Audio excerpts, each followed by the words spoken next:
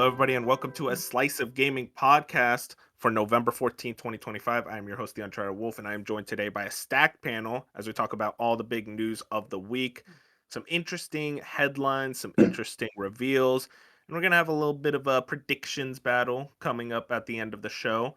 But joining me today, I got my man for the third week in a row, Bop. Dude, so many Well, cancellations. So many cancellations. But I'm here. Everyone's just busy, man. I don't know. I guess I couldn't get, I don't know, Gabe Newell on.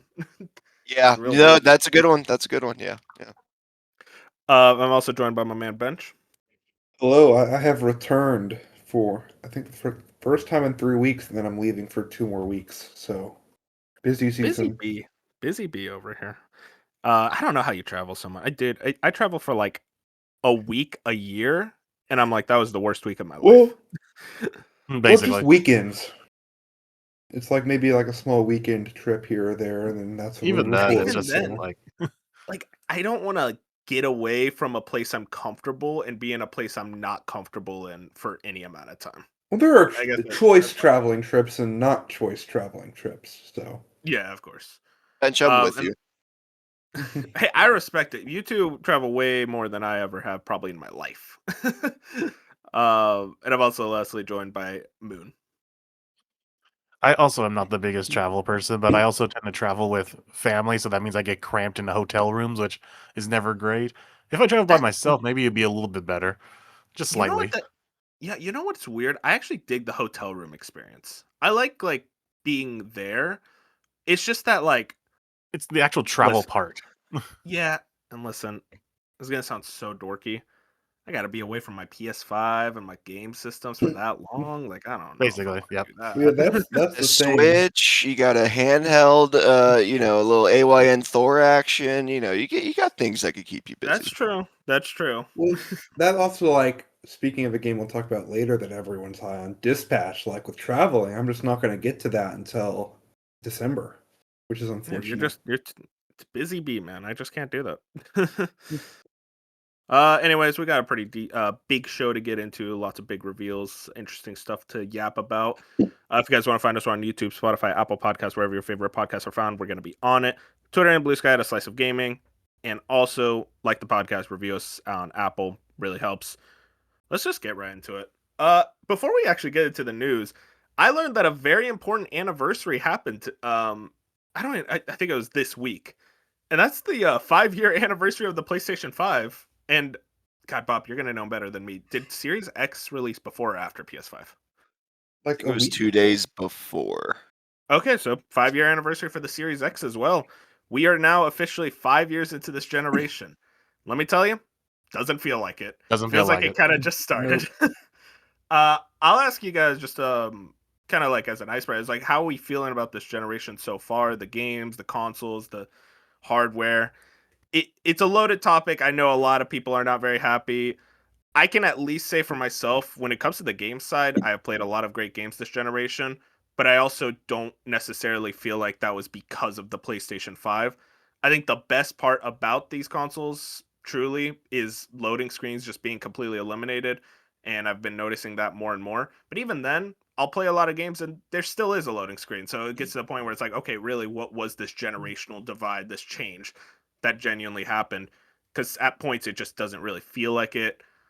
uh it feels like the least stepped, the the smallest step a generation has taken for gaming probably ever, because of just now we're kind of in this smartphone era of, yeah, you're going to get gradual improvements, but you're not going to get like 3D gaming like from the SNES to the N64.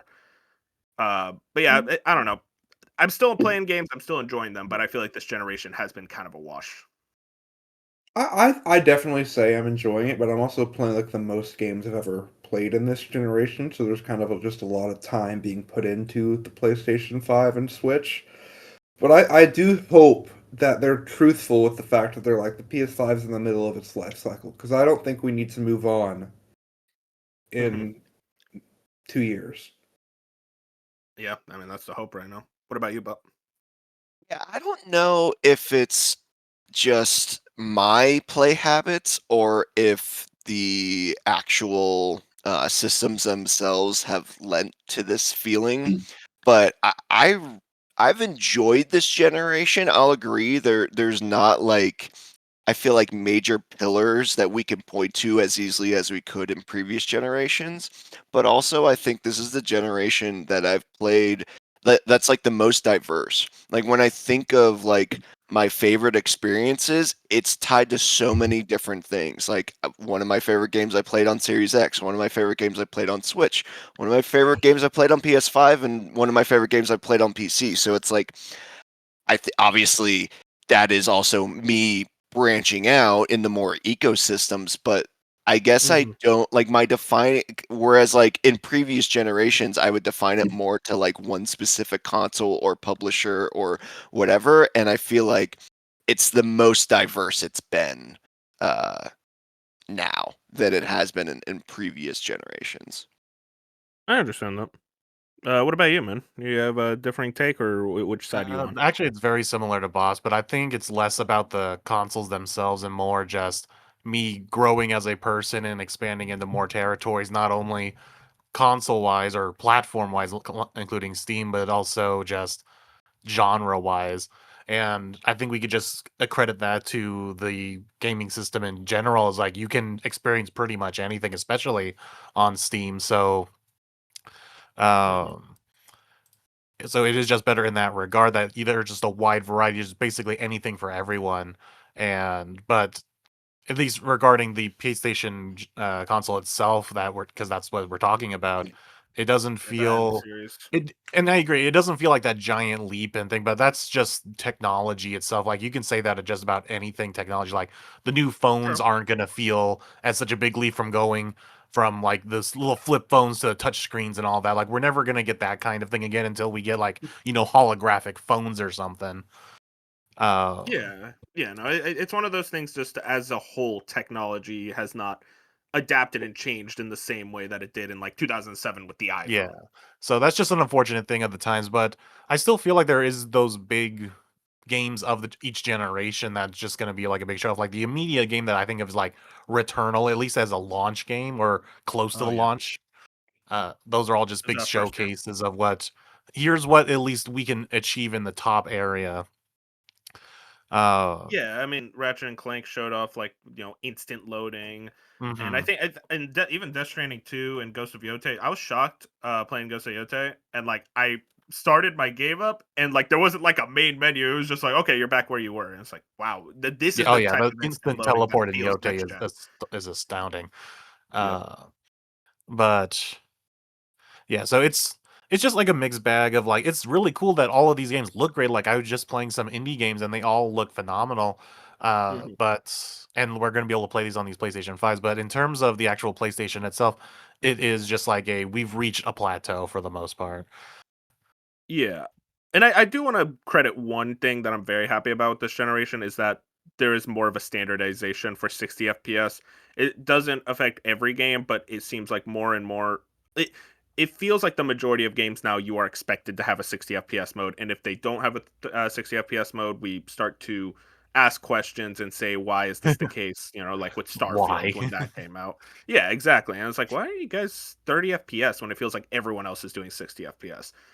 So I'm actually very happy about that. Like we're getting 60 FPS gameplay on console. I think one other one too that I've really appreciated is, and I hope it becomes more standard, especially with like now that we're on SSDs and memory, and like you said, well, floating times are so quick. Quick resume has been pretty great too on the Xbox Oh yeah. side, where it's just like I don't ever have to think about now. Multiplayer games are different, but for single player games, it's literally okay. I'm in a good spot. Let me pause it, turn off the system. I turn it back on, and I'm just immediately back in, like no Yeah. loading it back up and everything. Like I'm just in. There's just it's the least amount of barrier of entry yet, and I Hmm. don't know how you do that on PC or I know there Just PlayStation. There is like you eh, can kind of jerry rig it to get close to it. Um, it's not the same. it's not, but I think Yeah. it could easily be the same. Like I think they could make that a possibility, Hopefully. and hopefully Switch could eventually get to that point. But that's another great little quality of life feature that I think has improved the gaming experience. Yeah, I mean, just in general, I feel like this generation has been a lot of great conveniences, a lot of great like make playing the actual games feels so effortless now. It feels so much faster. I think the best part about the PS5 compared to the PS4, it does not lag nearly as much. The PS4 lagged to hell and back to a point where I was getting pretty frustrated. This one is very smooth, it's clean. I like the store interfaces. My PS5 is still like a semi-launch model, so it has a lot of weird issues. Just recently, this happens like once every like couple months for me, every 3 or 4 months. I'll like load up like an app and it's just kind of stuck in an infinite loading screen. So I'm like, okay, let me turn off the PS5, and it'll be like, okay, preparing to turn off, and it'll just stay on that screen for like 20 minutes. As at that point, it's like I got to force shut off. I don't know if that's like a near launch PS5 issue, but it's not nearly that widespread from what I've been looking up, and it has a pretty easy like workaround of just forcing a shutdown by holding the power button. I do think in general these are a lot less faulty systems, and I think they've done a great job of that. And yeah, it just in general, I'm like, I think these are great consoles. uh, I just wish we got more out of them. I wish we were able to see with the extent of what they're able to do before getting a next generation, which seems at this point pretty inevitable for 2027, which that's kind of lame. Yeah, that is the one thing. I think that's going to be an interesting thing going forward is that we saw the cross-gen period for all the systems uh be pretty long compared to previous generations. And I think now, and even then, it was like, okay, well, some game like PS4 can't run Ratchet and Clank because of the SSD. Well, we now have SSDs. There is no longer like the next generation of systems aren't going to have a piece of hardware that is like a big They're going to be PCs. upgrade. Right. So it's like there is a very obvious world where the PS6 is going to have a lot of games that can also run on PS5, and it'll be very interesting because that's the feeling I feel like we all get, where it's like the generation like feels like it's just now getting started because these manufacturers are finally really being able to take advantage, the full advantage of the console. And it just feels like if we get another console within the next couple of years, when we're just now starting to reach what the full potential of these consoles are, it's just this continuous cycle of like, well, do I really need a PS6 at launch? And like, Mhm. how are these companies going to be able to utilize these things faster? Like, I don't know. It's just a very interesting conversation to see where we go, because this is just not a thing that we've had to deal with in the past, and now it's becoming a lot more prevalent. Yeah, I Yeah. think the main selling point of future generations, which we've seen with the Pro, and I've experienced firsthand, is like PSSR, DLSS stuff, and frame gen stuff like that getting put into consoles is probably the next kind of the only logical step you'd think. Well, Hmm. so both PlayStation and Xbox have FSR, which is AMD's DLSS. And then PlayStation made their proprietary upscaling model. Um, but yes, that is as that tech gets better, because yeah, I don't think does FSR isn't it's not as good. extraordinary on. No, it's not. And they don't have frame gen. I think that is an Nvidia only product, but that is something that hopefully they can figure out for the consoles, because yeah, that would like further optimization with things like that. I think you're right, Bench, would be probably that next step forward. And then last thing I really want to shout out is backwards compatibility. Has been really really good with PS4. Very rocky at the start, especially with the PlayStation side. Xbox, I mean, Bob, you would know better, was really good about backwards compatibility. You were able to basically play all your Xbox One games without really any problem. And there was God, what was that entitlement program called? where it was like a Oh, Go ahead. not Play Anywhere. I know what you're talking about. Shoot. God, Uh, what was that called? well, you try to figure that one out. But like it feels like you buy a PS4 game and there is a chance for just hey, this 30 FPS game is now 60 FPS in the case of like a Dark Souls 3 without much of a patch. The fact that these are just inherent with the consoles and that's more of a thing than ever, especially when Art Delivery. PS4 Sorry. smart delivery. That's what it was. But yeah, smart delivery was also phenomenal. And again, it was very rocky at the start with how PlayStation did it, but eventually they kind of got their shit together. And I think backwards compatibility, it feels like, hey, I could play a PS4 game and it doesn't necessarily feel like a PS4 game in terms of its performance, like its frame rate or resolution. It's like it feels much more modern than ever, and I think that has been a very great step with this generation. But yeah, that I think that's all we really need to say. I think I'm overall happy with my PS5 and Series X and everything. I think more than ever though, you are starting to see people switch to PC because one of the big things that get people to play console gaming and stick to console gaming is ease of use and exclusives, and both of those, like ease of use, that's much more easier than ever with PC, and then exclusives, those are becoming less and less common. But yeah, let's get right into the news. We got a pretty big news week. So speaking of the consoles, a new console has been revealed from Valve. Water64 brings this up. The new Steam machine has been revealed. Valve kind of put up a little video showing off this console. They also revealed some other stuff that I want to get to in a second, but the actual console itself, they state it has Steam OS, so your classic Steam Deck, Steam OS. You're able to access your Steam library. A small form factor. They literally do the banana for scale in the image, which is very funny. Cool and quiet. I/O for days. I don't really understand. Oh, right, here we go. 1 GB Ports. internet. Yeah, okay. Ethernet, DisplayPort, HDMI 2.0. Got it. They shout out the CPU and GPU, the storage, connectivity, and then power. And we'll get into the specs in a second. There's, and then, I mean, we'll get into the specs right now. Okay, here we go. This is what I want Bob on.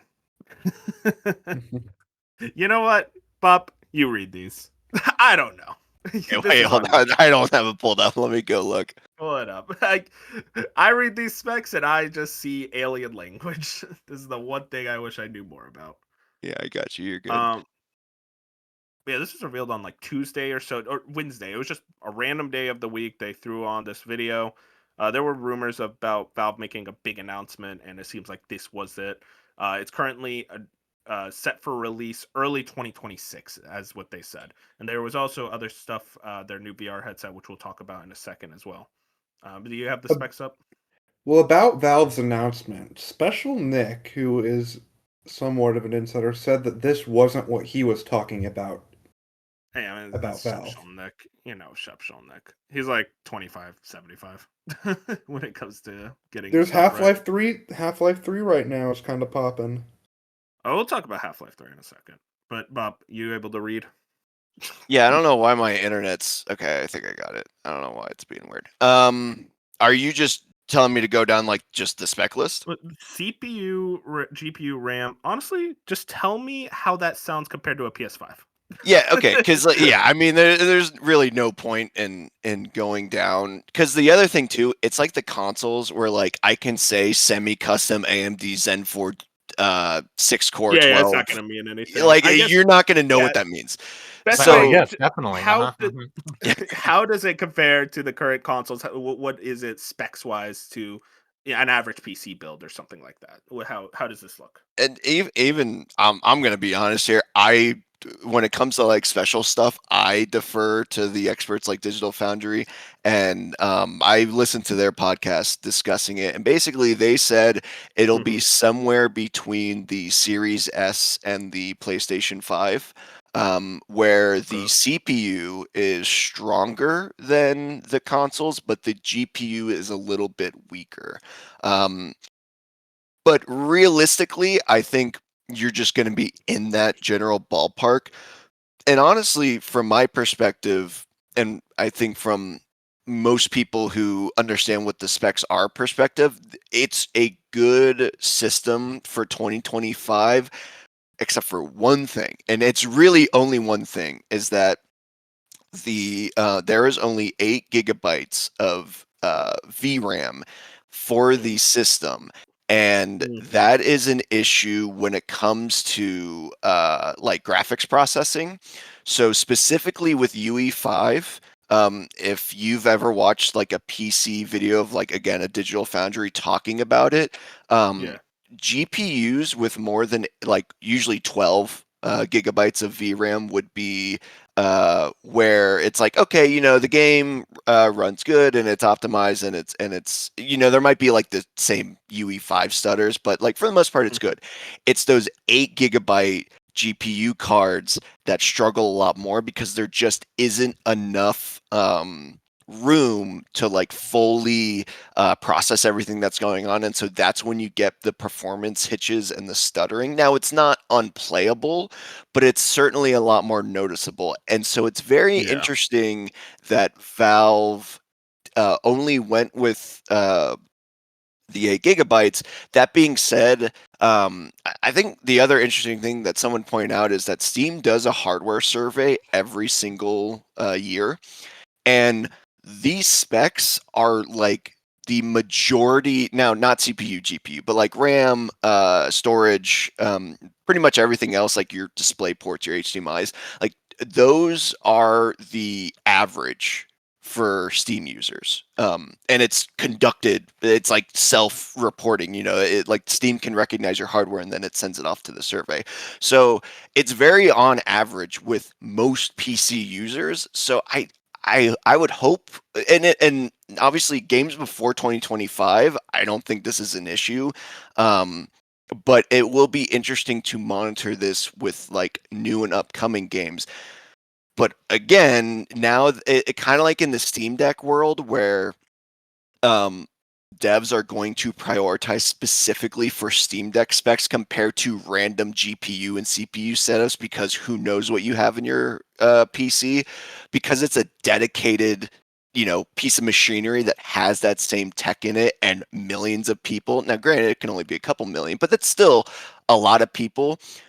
Devs are going to key in on that, and it's like the Steam Deck compatibility. You'll see Steam Machine compatibility, and you're going to get devs to optimize for this specifically.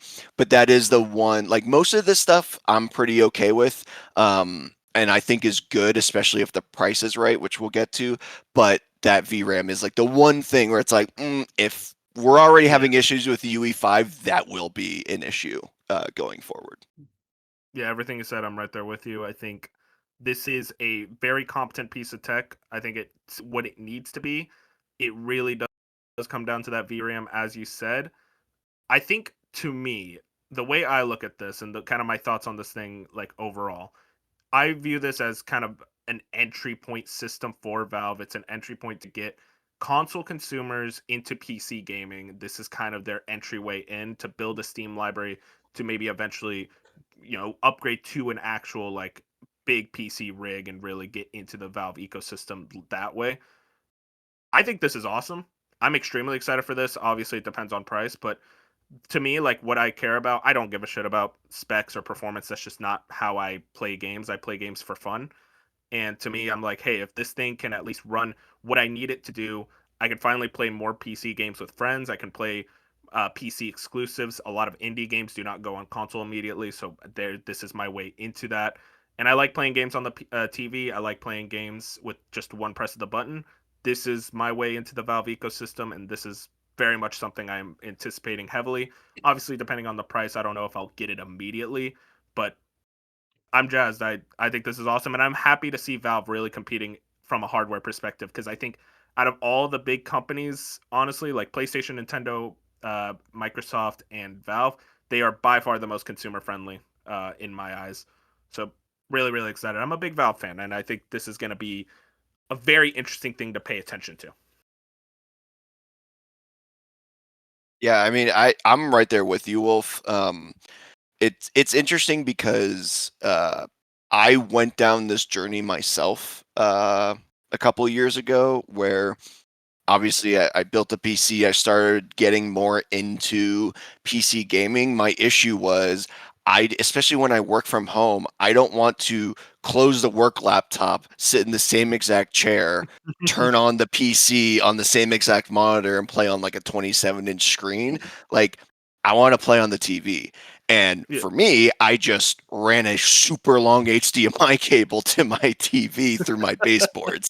So like, it's not it's a little weird because I still have to use the mouse, and it's really the issue I've honestly had is that multiple, like, not a lot of games are actually optimized for multiple monitors, which I'm realizing is pissing me off because if it's not your main monitor, it just causes more issues. And some games have a good switch, but anyway, point is, even I have issues where, but I am clearly the use case for Valve, and I think more, and like you said, you are, and I think more people. We talked about it at the beginning, where it's like I think we're starting to get less hardware, or more hardware agnostic, where it's like, yeah, I don't mind getting like a Steam machine along with my PS5 or whatever, and people are getting more and more curious about PC, but there's so much that goes into it where Valve is saying, hey, don't think about any of that, just buy this. It works exactly like your console. Plug it in, and you're good to go. And we already saw with the Steam Deck that people are willing to like buy into the ecosystem, and that's honestly the great thing. They are doing such a good job of hooking you into their ecosystem. One of the things on the Steam machine is like a micro SD card reader. If you already have a Steam Deck, and there's not a lot of storage on that, so most people put in a micro SD card and download their games on there.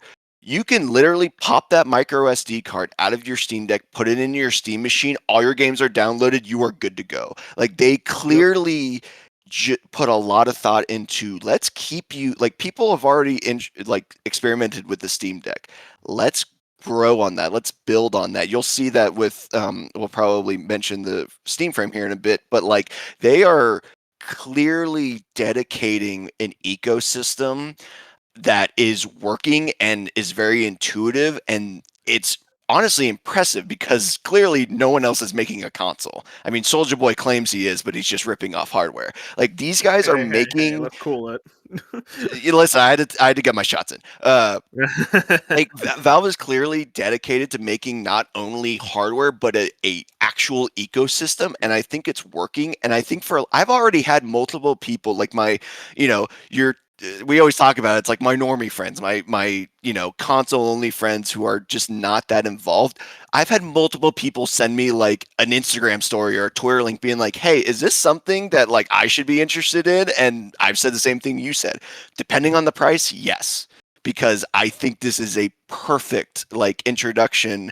Because like you said, there's a lot of indie games that are only on PC. Like, I could think about like Peak. Like, I've had so many friends who've wanted to play like those friend swap Steam only games. They're like, well, it's not on console yet, so how am I supposed to play it? It's like, well, Yeah, let's get on Discord and play it on your Steam machine.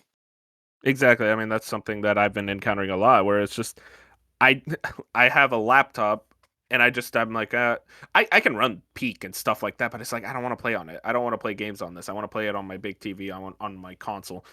And I get build a PC. I don't feel comfortable. I think I'm too stupid for that. I just want a console, and I think Valve is here like, hey, here's kind of an entry point into that ecosystem, and maybe eventually when I do grow a brain, I can like get more money. I could maybe build the PC, the big rig, even though I don't really care for the specs of it. But this is, at the end of the day, it's a way to get into that ecosystem. And I think that's really exciting. Moon, Bench, you guys have any interest in this thing? It really comes down to the price because, like, I could do the bot method of just putting a big old HDMI case because from my computer to my TV isn't very long. Like, I could probably get it with like a 12 foot and have a little bit of slack, but it's like, do I even really want to do that? Like, how much of a hassle is it to just transfer everything over? And plus, I don't know if you guys saw me posted in the Discord, but D-Brand is coming out with a skin for it that makes it look like a companion cube from Portal, and I'm like, oh, Oh man, I love it. that's how you get me to buy one. It's like, that's all you had to say. Yep. If they don't Probably make a be- skin with a GameCube handle, what are we doing? Oh I my mean, god. what are we doing? I mean, it's literally a Prob- mini GameCube. It's probably just not for me because I mean I have the PS5 Pro. I have a solid laptop that can play stuff, and it's not like I work at home, so Yeah. No, I get that. It's just I don't think it's gonna be for everyone, and I think that's the cool thing about it is it it fits a I don't even want to say a specific niche, but it fits what it really needs to be, which is just an entryway into PC gaming. And I think if you don't necessarily have a need for that, it makes sense. And I think Valve understands it makes sense. I do want to talk about the other things that are kind of talked about within the announcement. The Steam controller, they kind of revealed that with the console. I it looks fine. I don't like the mouse pads and the problem with it. I already see the problem with him. But I don't know. Right now I look at it, I'm like the mouse pads just look like a tumor to me that I kind of just want to take off and just play it like a normal thing. But I understand why you need the mouse pads. There are games that require a mouse in some way. But otherwise, I'm like, yeah, it does look like a comfortable enough controller. But for some people, like a Mr. Listen, Bob, those it's got sticks. symmetrical sticks. I'm out. And honestly, they look even worse. Like they're higher up, so I have to like contort my hands even higher up on the controller. I'm good. Like I trust that. I'm sure for some people they're gonna like it. I'm out. Yeah, I look at that thing and I would only use it if it was with the console. If they say, "Hey, the console by itself," I'll buy that and I'll just use my DualSense. Yeah, and I think they've already said like the Steam Machine has Bluetooth. Like you're gonna be able to connect your other things. And honestly, a Exactly. DualSense would be a good counterfeit because it does still have the touchpad if you need to use it like a Yeah. mouse. I wonder if you Um, can like mod it like that. That'd be interesting. I didn't even think about that. I'm sure there's like built-in functionality to a certain degree. But Mhm. yeah, I think it's really for like the games that don't necessarily they don't technically have controller support, so you need a left click and a right click and then a mouse like touchpad Yeah. feature. But like I don't know, that's also so niche nowadays that I just It don't would think also that's come in handy with certain games, like, I just played a demo last night and it didn't have full controller functionality. I had to do mouse and keyboard for certain, like, menu aspects. So that oh would come in handy interesting. where I wouldn't have to swap between the 2, but thankfully I was sitting at my computer, so it wasn't that big of a hassle. Um, Hmm. but yeah, for those, like, indie games that don't have all of their stuff out for, like, a demo or whatever, it would be handy to just be able to easily swap between using your controller, but also have mouse functionality. But I'll, besides I'll out of ask. those rare circumstances, yeah, it's not much. Yeah, exactly. I'll ask you this, Bob. You're the modder, the techer. Do you how easily moddable do you think this console is? And do you think it'll be like I could basically make this thing an emulation machine on top of playing my Steam library?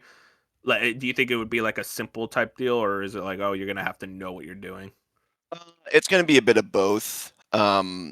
They well, as far as like actual hardware emulation, I know the RAM is upgradable and there are certain components you can buy and it's like literally just that's why the front plate is actually so good because it makes it very easy to Yeah. get inside that console and clean it, which they clearly like as much as I give them shit about the controller, like it is very clear Valve thought so much of this through, and so much of it makes very simple common sense, and I really appreciate that. So from an internal perspective, yes, you are going to be able to upgrade it. I don't think you're Mhm. going to be able to upgrade the CPU or GPU, but there are certain elements you can change. From what you're talking about with the emulation. There are already so many guides on how to emulate on a Steam Deck, and this is going to be the same exact process. But even then, the other news story that came out this week was that you're going to be able to sideload Android apps onto Oh. your Steam machine. And the AYN Thor that I talked about last week is an Android based device. So all of my emulators are running on Android on that already. And this is a more powerful piece of hardware. So you are going to be able to run everything from SNES, NES to Switch, Oh yeah. and with no problem. The problem is you're gonna have to watch a YouTube tutorial, but Hmm. I think we've had what 4 years now of Steam Deck tutorials, Yeah. and I People know think what they're doing. side loading like people have made custom programs that you just download and it does it for you because they know you don't want to do it. So Exactly. it has never been easier to get into that ecosystem, and Steam is making it even easier with the Android integration. So I think, yes, you are absolutely going to be able to run this thing as an emulation machine if you want to.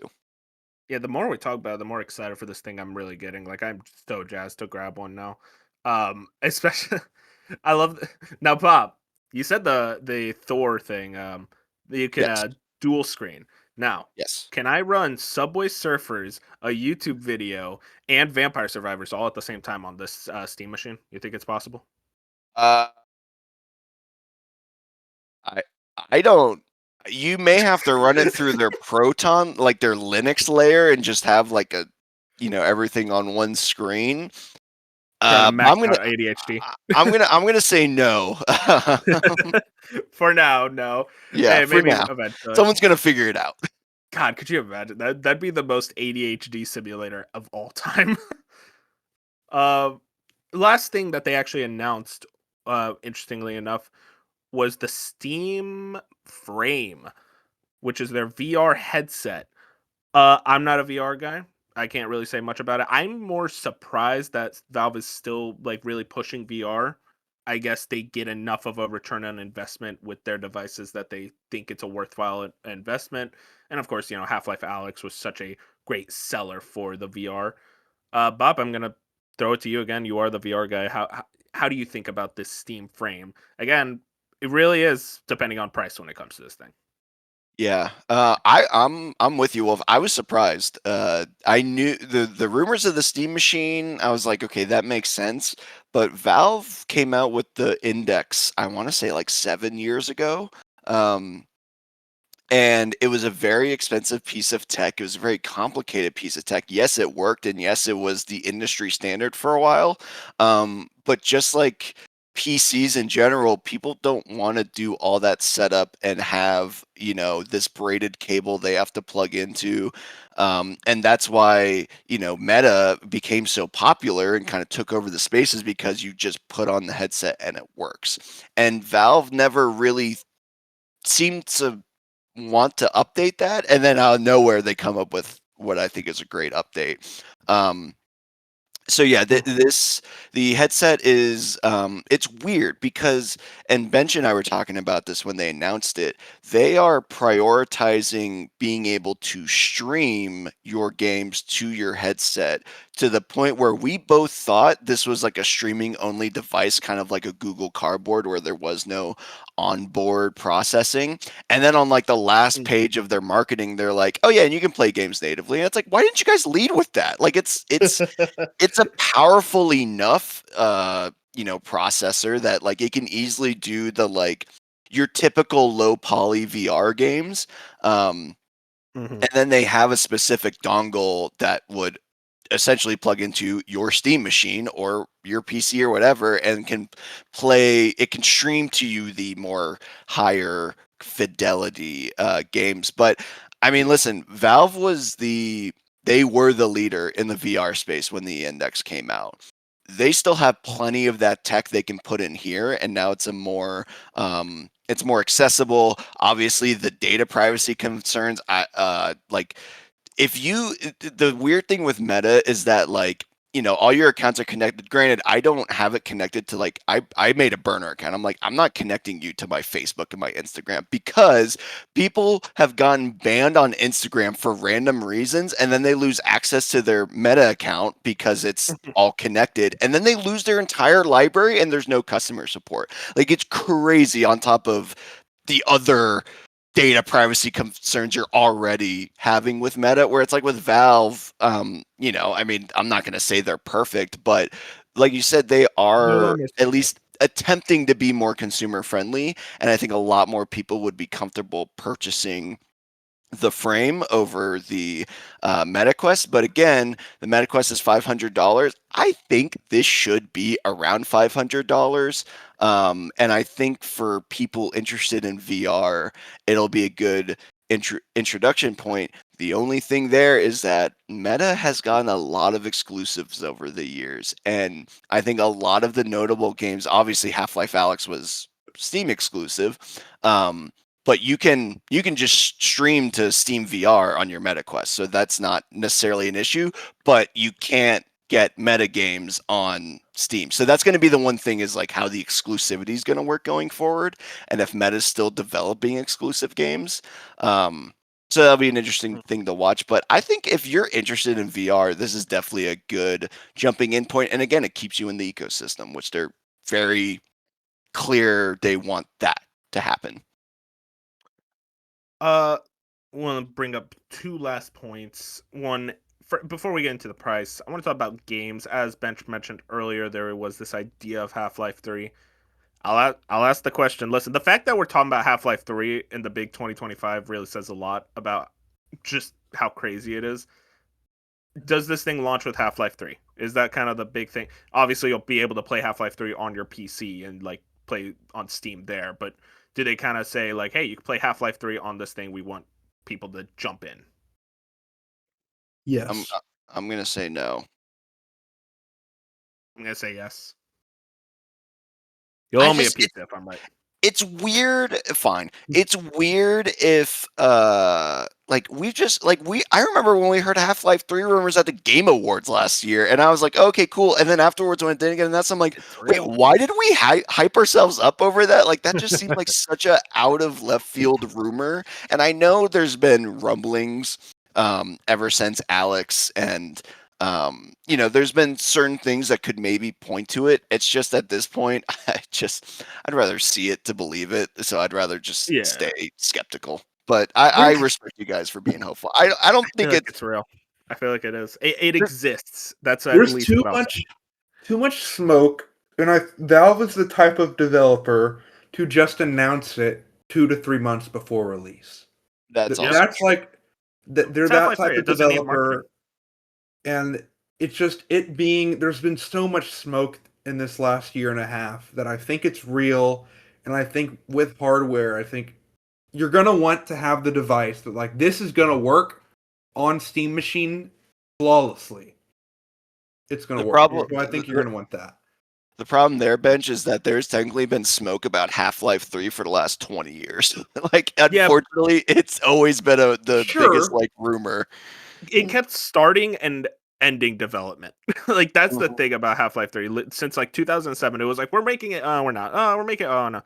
It just all these false starts. This is the first time where I truly believe it's like no, this is a real start. They really were working on it for at least since Half-Life Alex. I'd say even earlier than that. And I think but they understand what they're working with. is this a Game Awards thing? Because I don't. I think it would make sense because I think Valve and Jeff have a good relationship, but I also don't think they need any sort of showcase. Yeah, I mean, you They could could say just that about a lot of people. drop that thing on Twitter and it would break the internet. I think they're Yeah, in a 100%. GTA space with that. Yeah, no, I mean, this is a level of hype as a GTA 6 of like you could drop this anytime you want and everyone will be tuning in. I do want to say Game Awards just because I I think they want to agree. be maybe on the biggest stage possible, which, yeah, they don't need it, but I think they understand the event feeling of a Half-Life 3 and they're like, well, we want everyone to see it. We want it to feel like a big moment when we reveal this thing. And I think a Game Awards is probably the biggest stage to do that on. And it's also, neutral territory. You don't tie yourself to PlayStation or Xbox, which I don't even think Half-Life 3 would come out on a PS5 or Series X. I think they would be like, no, you have to buy one Well, of our devices. well, actually, like speaking of like hardware, I think whenever they revealed Half-Life 3 at the Game Awards, they're like, this is running on a Steam machine. All what you're Oh, yeah. seeing is native Oh on the yeah, Steam machine, and obviously you get the date, and that's the Steam Yeah, the machine launch. date, the Pre-orders price. up now. I think you're gonna get. I think that would be a home run from Jeff as well, and I think it's It's something an you can easy pull second off. marketing beat. Mhm. Yeah, no, that's the thing. Was like they still have a lot of time to market this thing, and I think that would be such a big like, hey, Half Life 3 running on this thing, it looks perfect. And it's like obviously it'll probably look even better on like your high end PC, but if you want the entry point, this is how you get in. Say, I believe in Half Life 3. I think it is real. I think it launches with the Steam machine. I saw this really fun idea of like they basically do the orange box, but they call it the black box, and it's like Half Life 3 Deadlock, like the full release, and then some type of like vertical portal slice, like a small portal game. I doubt that exists, but man, that'd be so fucking cool. They I would have love the if they basically did the orange box again. well, they have the Portal remake, right? Yeah, They that's remade not Portal, right? So them. The That's Black someone Mesa, else. yeah, that was a fan Yeah. project. I thought they did the UE5 Portal remake. It was like a ray tracing, like showing off ray Oh, tracing okay. of Portal 1. Or was Okay. it 2? I think it was Portal 1. Listen, Hmm. I mean, I'd kill for that, some type of Portal game, but yeah, I doubt it. But yeah, and then last thing I'll ask, price. Get our predictions in now. I think after looking at the specs and discussing it, I think they want to be competitive. I think it'll be 600, 650, somewhere around there. Yeah, I think I've landed on 650 to 700, but yeah. Mm-hmm. I'm at 600 for the 512 gigabyte and probably 800 for the 2 terabyte.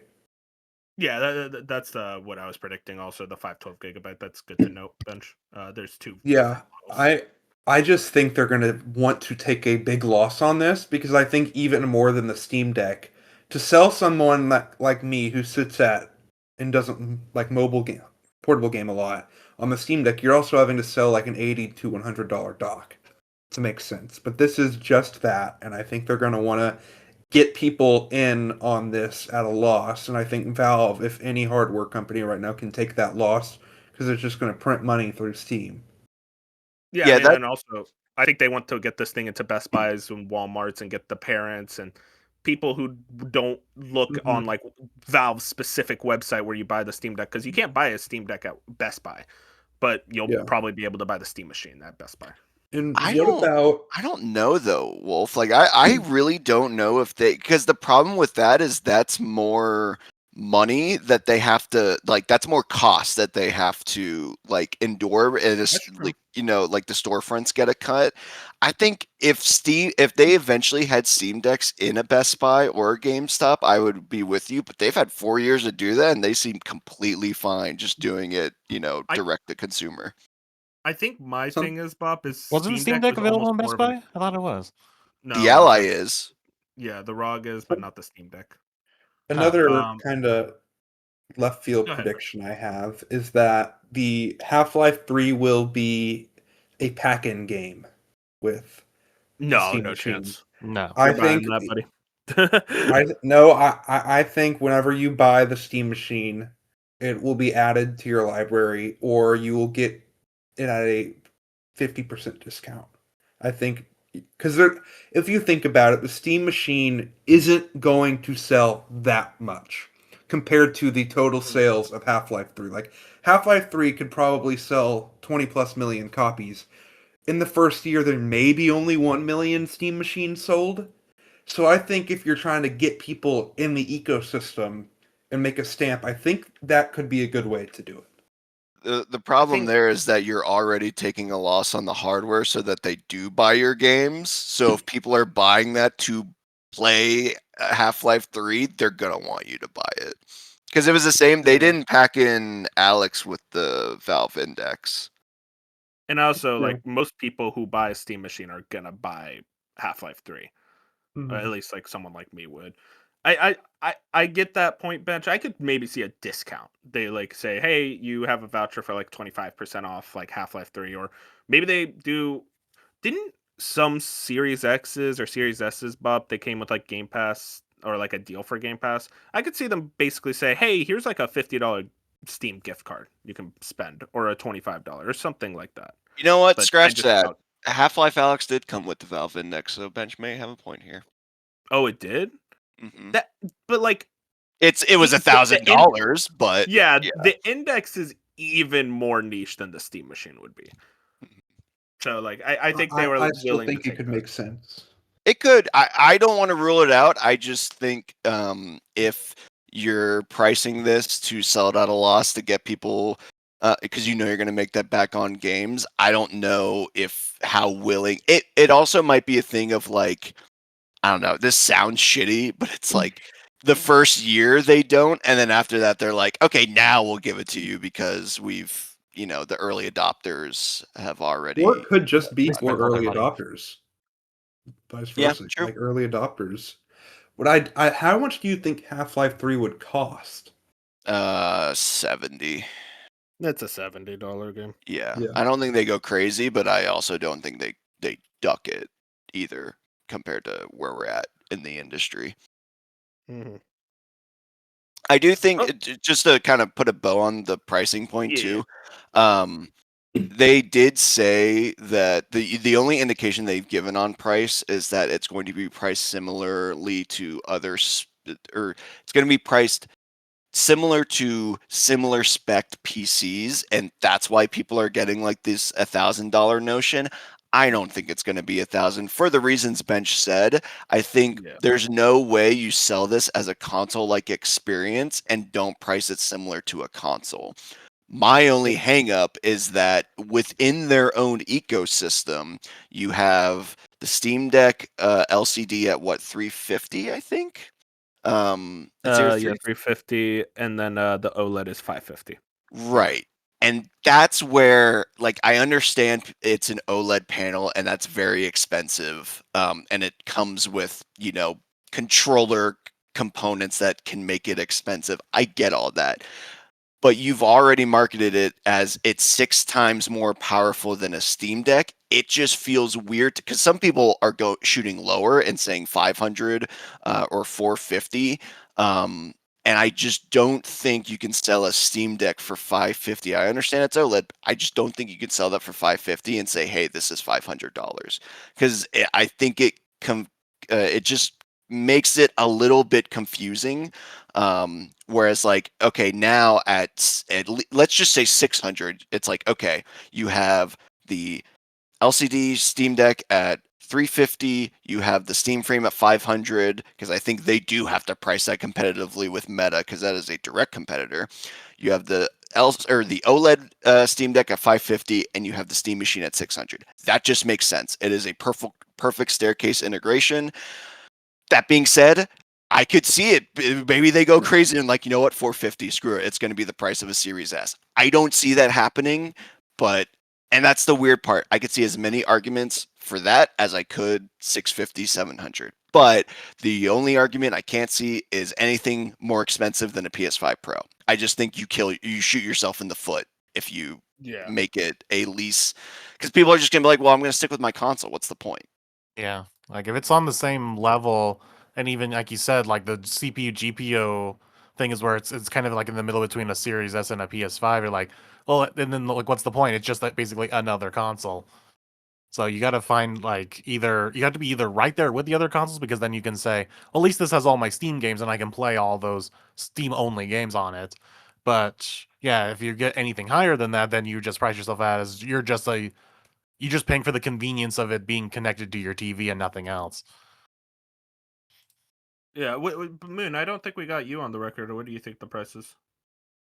I'd probably what I just said is probably going to be like right there alongside like the Series X PS5 kind of price range, because you want to because you're not leveraging yourself on it being more powerful than these competitors. What you're leveraging Mhm. is the whole Steam ecosystem of we have access to pretty much every game, and then as Bob said, for all the like what's the word I'm looking for, the emulator Ease of people, use? like Oh, you'll also be yeah, able to do emulation that. version. So I don't. You're basically you're selling this on what you're able to do with a basically a portable PC to your TV instead of it being more powerful. So it's got to be like right in that price range, so you can factor all that in into It's like your 600. argument. Hmm. Like yeah, Yeah, 600 is that probably makes the sense. max, and that's only because PlayStation, Xbox have now gone up there. Yeah, I think right now PS5, the God, is it the digital or the disc? Is that, or no, did they fold those into one? Um, but like you buy a PS5 now, it's like 550. Hmm. So yeah, it would be around that range. Yeah, I mean, we'll see. I'm very intrigued to see this thing. I'm excited to sell. I think this is exactly what I would have wanted to get into the PC ecosystem. And I don't say it enough. I really love Valve. I love their old games a lot. I love Team Fortress 2, the Left 4 Dead's. Like they are an extremely talented game studio that stopped making games, but hopefully they have been starting to get into making games again, and they've really hit like kind of gold with Steam.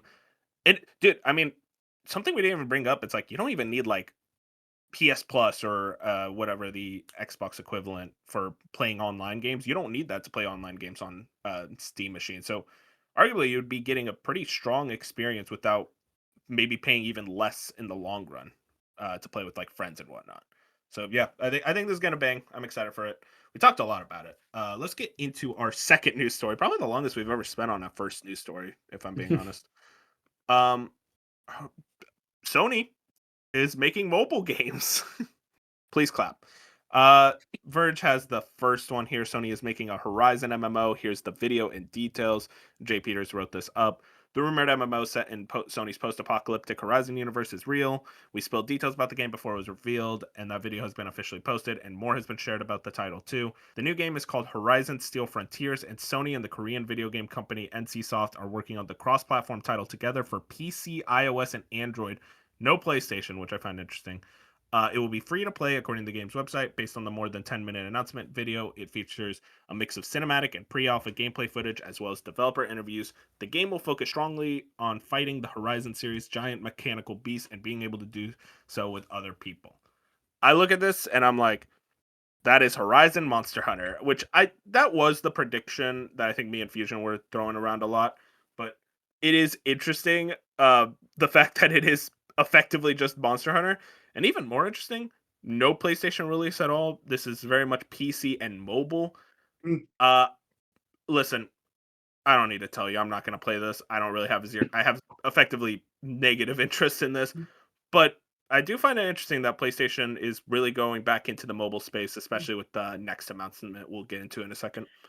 And it's not on Steam. It's on NCSoft's like own mobile PC on PC store thing. Not on Steam. Purple, I think is what it's called. It's not Steam. It's on something called Purple. Yes, Purple, the thing everyone's familiar with. I just looked it up. It's like NCSoft's like Like Lost platform Ark on is on there, PC that you probably. can play their PC games on. Their mobile Is games on. NCSoft is Lost Ark, right? Or is that a different company? I think that's someone else. That's someone else. Yeah, I'm just searching. Yeah, I don't know. That's a weird choice. I did not know about the Steam thing. That, man. They Did just they probably want might have just shot themselves in the foot a bit there. I think Yeah. this game is just not for our demographic, and by that I mean Exactly. not our side of the world. Yep. Me, probably. This is probably like very much this is a South Korean company making a South Korean game, so they probably want to try to appeal to that audience, probably Japan, East Asia in general, to get them more interested in the Horizon IP. Out I of don't know. curiosity, did you see I mean, you've watched the trailer, right? Oh yeah, it's like Bits and pieces. I didn't watch sit through the whole thing. Like, I'm not, and Wolf already kind of said it. It felt like even the animations and some of the weapons Dude, seemed. it looks like Monster Hunter. It is Mhm. straight up ripped from Monster Hunter. I'm like, wait, what the fuck? Like, is this just a stick collab or like a So skin? Tencent Well, I copied thought you, so now you're gonna copy someone else. I see how it is, Sony. Okay. that does make me wonder because I thought the other multiplayer game that's in house at Gorilla was kind of the Monster Hunter one, and this the MMO one. But I could be wrong. Gorilla is doing an in-house one. I mean, they could just make that Monster Hunter as well. Yeah, I mean, there's nothing stopping them. It's just this one seems directly more like a, hey, we're gonna take like a mobile Monster Hunter dev and put a skin on it. Exactly. Yeah. Like I said, it's not for me at all, and I don't think it's in for any of us. Maybe Fusion's interested. He has a weird fetish for Horizon, but otherwise, yeah, just not really that interesting. I am more interested to see how this plays for Sony's mobile strategy. I mean, it's weird because, like, again, they announced 2 mobile games this week, and it's like you shut down the studio that was making a mobile game for you. So they're very wishy-washy about the mobile strategy to a point of like, how committed are you really?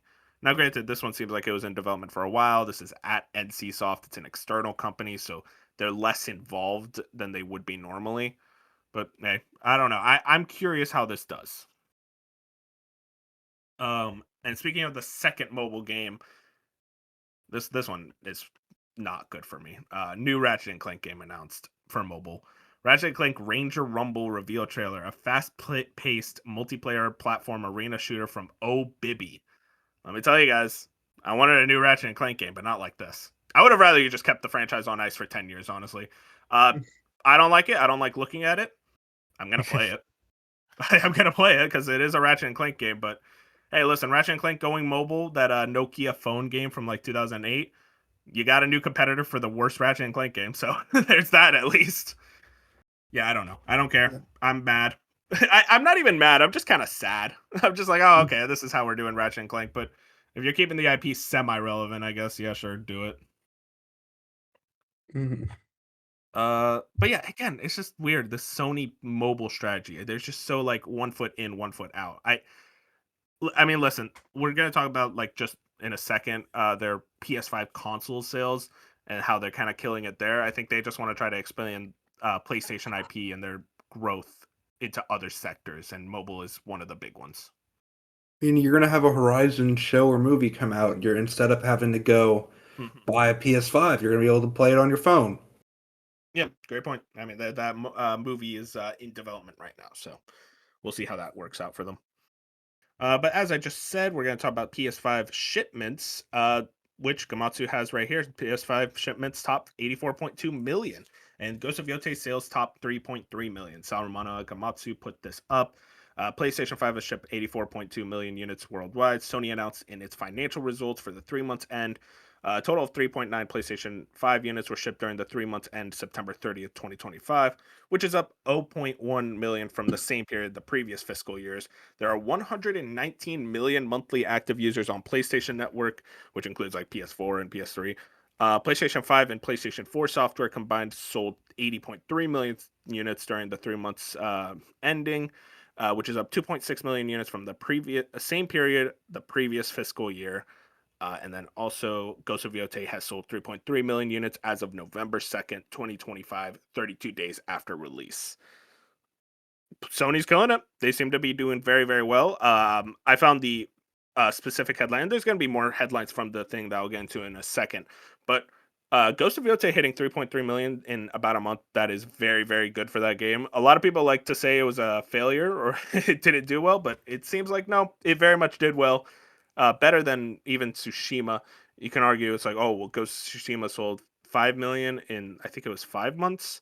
And it's like, well, 3.3 million in 1 month is Yeah, that's honestly the way more power than of equivalent. a game that it got better reception over time because I think a lot of people were iffy about it at first, and then Yeah, everyone's like, "Oh, this is actually a good game," and then so it built up the repertoire, and so when the sequel finally comes out, everyone jumped on it. exactly. It's just as a sequel, it's just going to do better because more people have played Tsushima and loved it, and now they're like, okay, I'm in for the sequel.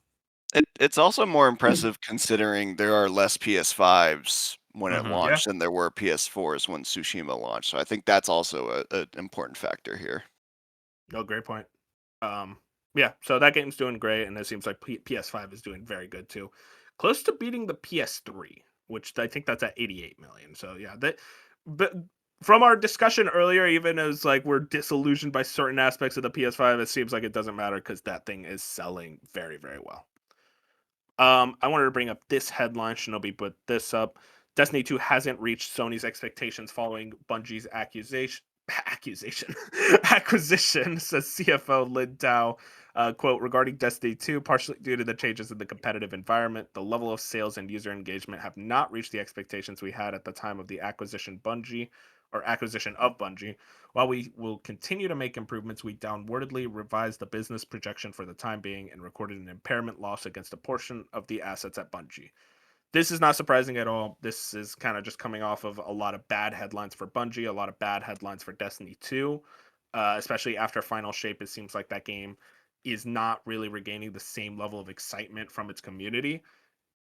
I think it's insane, truly, that Destiny 3 hasn't been revealed or apparently even greenlit at this point. I think Bungie is in a really precarious position, especially with Marathon next year. Sony clearly has not been a fan of them. I don't think I think we'll be seeing very soon that full integration of just Bungie as effectively just right underneath Sony, which at this point is probably for the best. Yeah, I agree. It's for the best. Nothing Bungie has done since Sony has bought them has received good news from Sony in any like reports. There was like, oh, Final Shape got good reviews, and even that effect apparently underperformed. So, yeah, I think they're pretty disillusioned with the whole buyout as a whole. I feel like there's two ways we could look at this, and both, in my opinion, are equally interesting. It's like I think the more reasonable expectation is like, listen, Sony at the time felt like they need to make a move, and at the time this seemed like the best move for them, and it kind of blew up in their face. But I also kind of love the tinfoil hat theory of like, okay, listen, what if we buy them knowing they're gonna just suck, and then we can like actually like we can say they're gonna stay independent and you know kind of give them that leeway. We know they're going to shoot themselves in the foot, and then we can like actually take them over and use them as we see fit. I don't know, kind of That- interesting.